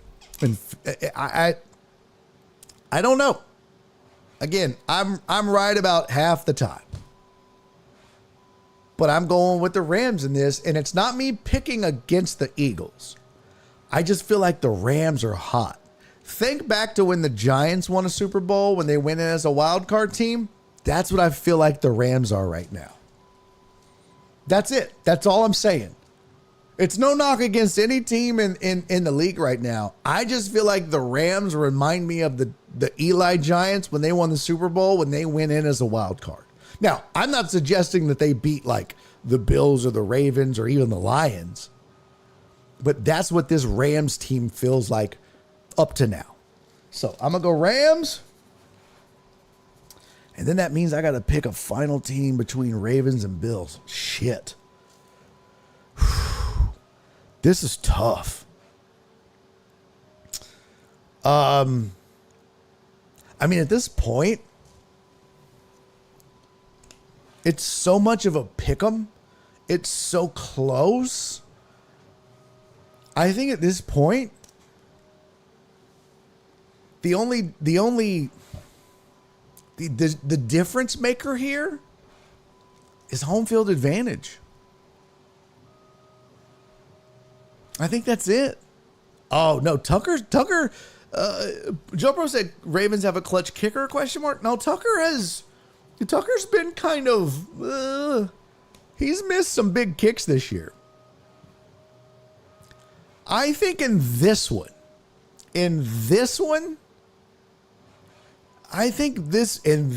yeah. And see, Old Man of Seattle said you already have 2 road teams. You're right. And I think in this one, given how close it is, I've got to go with the Bills because all things being equal and the fact that it's a pick'em, just give me the fact that the Bills are at home. Heck yeah. I'm going to go Bills. So there you go. My picks, Texans, Lions, Rams, Bills. There you go. That's my picks. Hey, Captain Pope. I missed it, buddy. I don't mean to miss it. But I mistold Dallas is one biddy. Thank you, buddy. And thank y'all for the hype train. It was level 2, 70%, 2 subs, and 1,859 bits. Captain Pope, thank you for the 95 bits. That was 19 minutes ago. He said, yo, Barry, if the Texans lose, are you rooting for a three-peat? Aren't the Chiefs your second team? That was a bit. Honestly, if the Texans lose, I'm kind of rooting for whoever wins that Bills Ravens game or the Lions.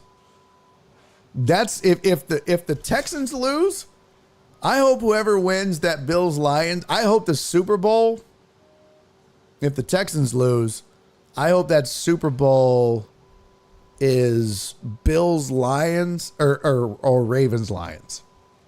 That's it. That's what I hope. So, and Total Dallas, thank you for the gift of sub. Much love, homie. Darren Barry, you will have both AFC picks wrong. Okay. Well, we're probably. Ravens Lions would be wild, right? Lions or Bills fan bases deserve one. Also agree with that. And wouldn't that be dope? Wouldn't that be dope? Because you're guaranteed to get one of them off the schneid. Alex said if the Texans lose, I'm rooting for my numbers on the board. That's true, too. I do need to. We'll do squares again, by the way. Every year on Barry on Deck, we do squares. And we're going to do it again this year. Last year, we had like 2 or 3 boards. I don't know. Jen's been busy. She's been out of the loop. So I don't know. She's the one that's kind of spearheaded that. So if she's not in the loop, I'll take over.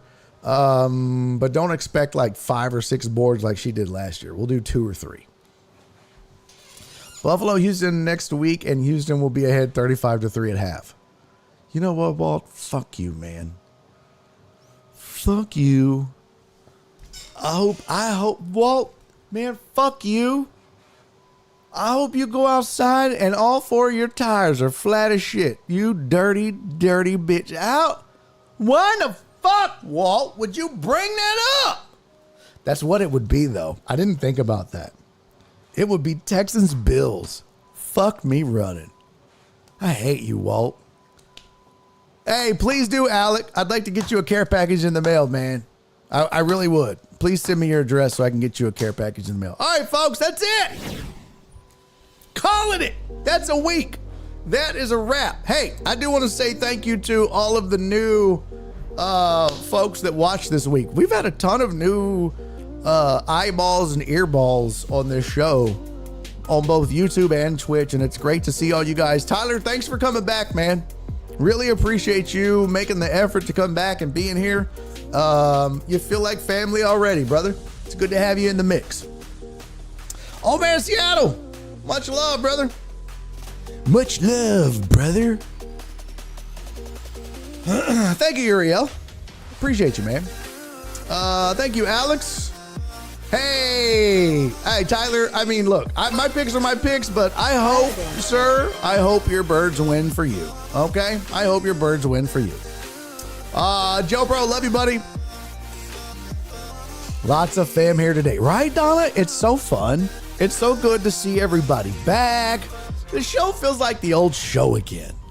But I hope you guys had a good time, man. I had a blast with you guys. I've had a fun week with you guys. The mojo feels like it's returned a little.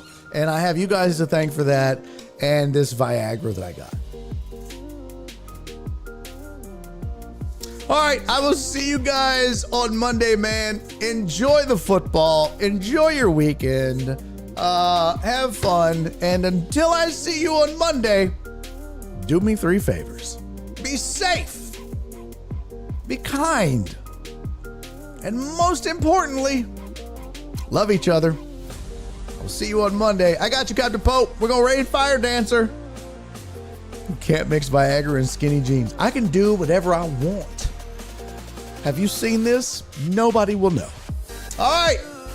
Let's get some Fire Dancer up in here. Let's see.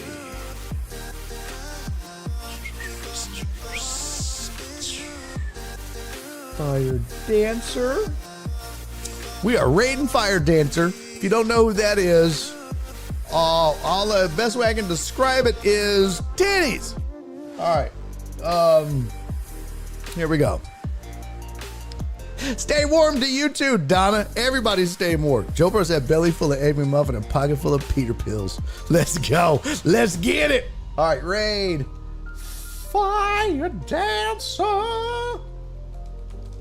Let's see what she's wearing. Let's see. Fire Dancer is...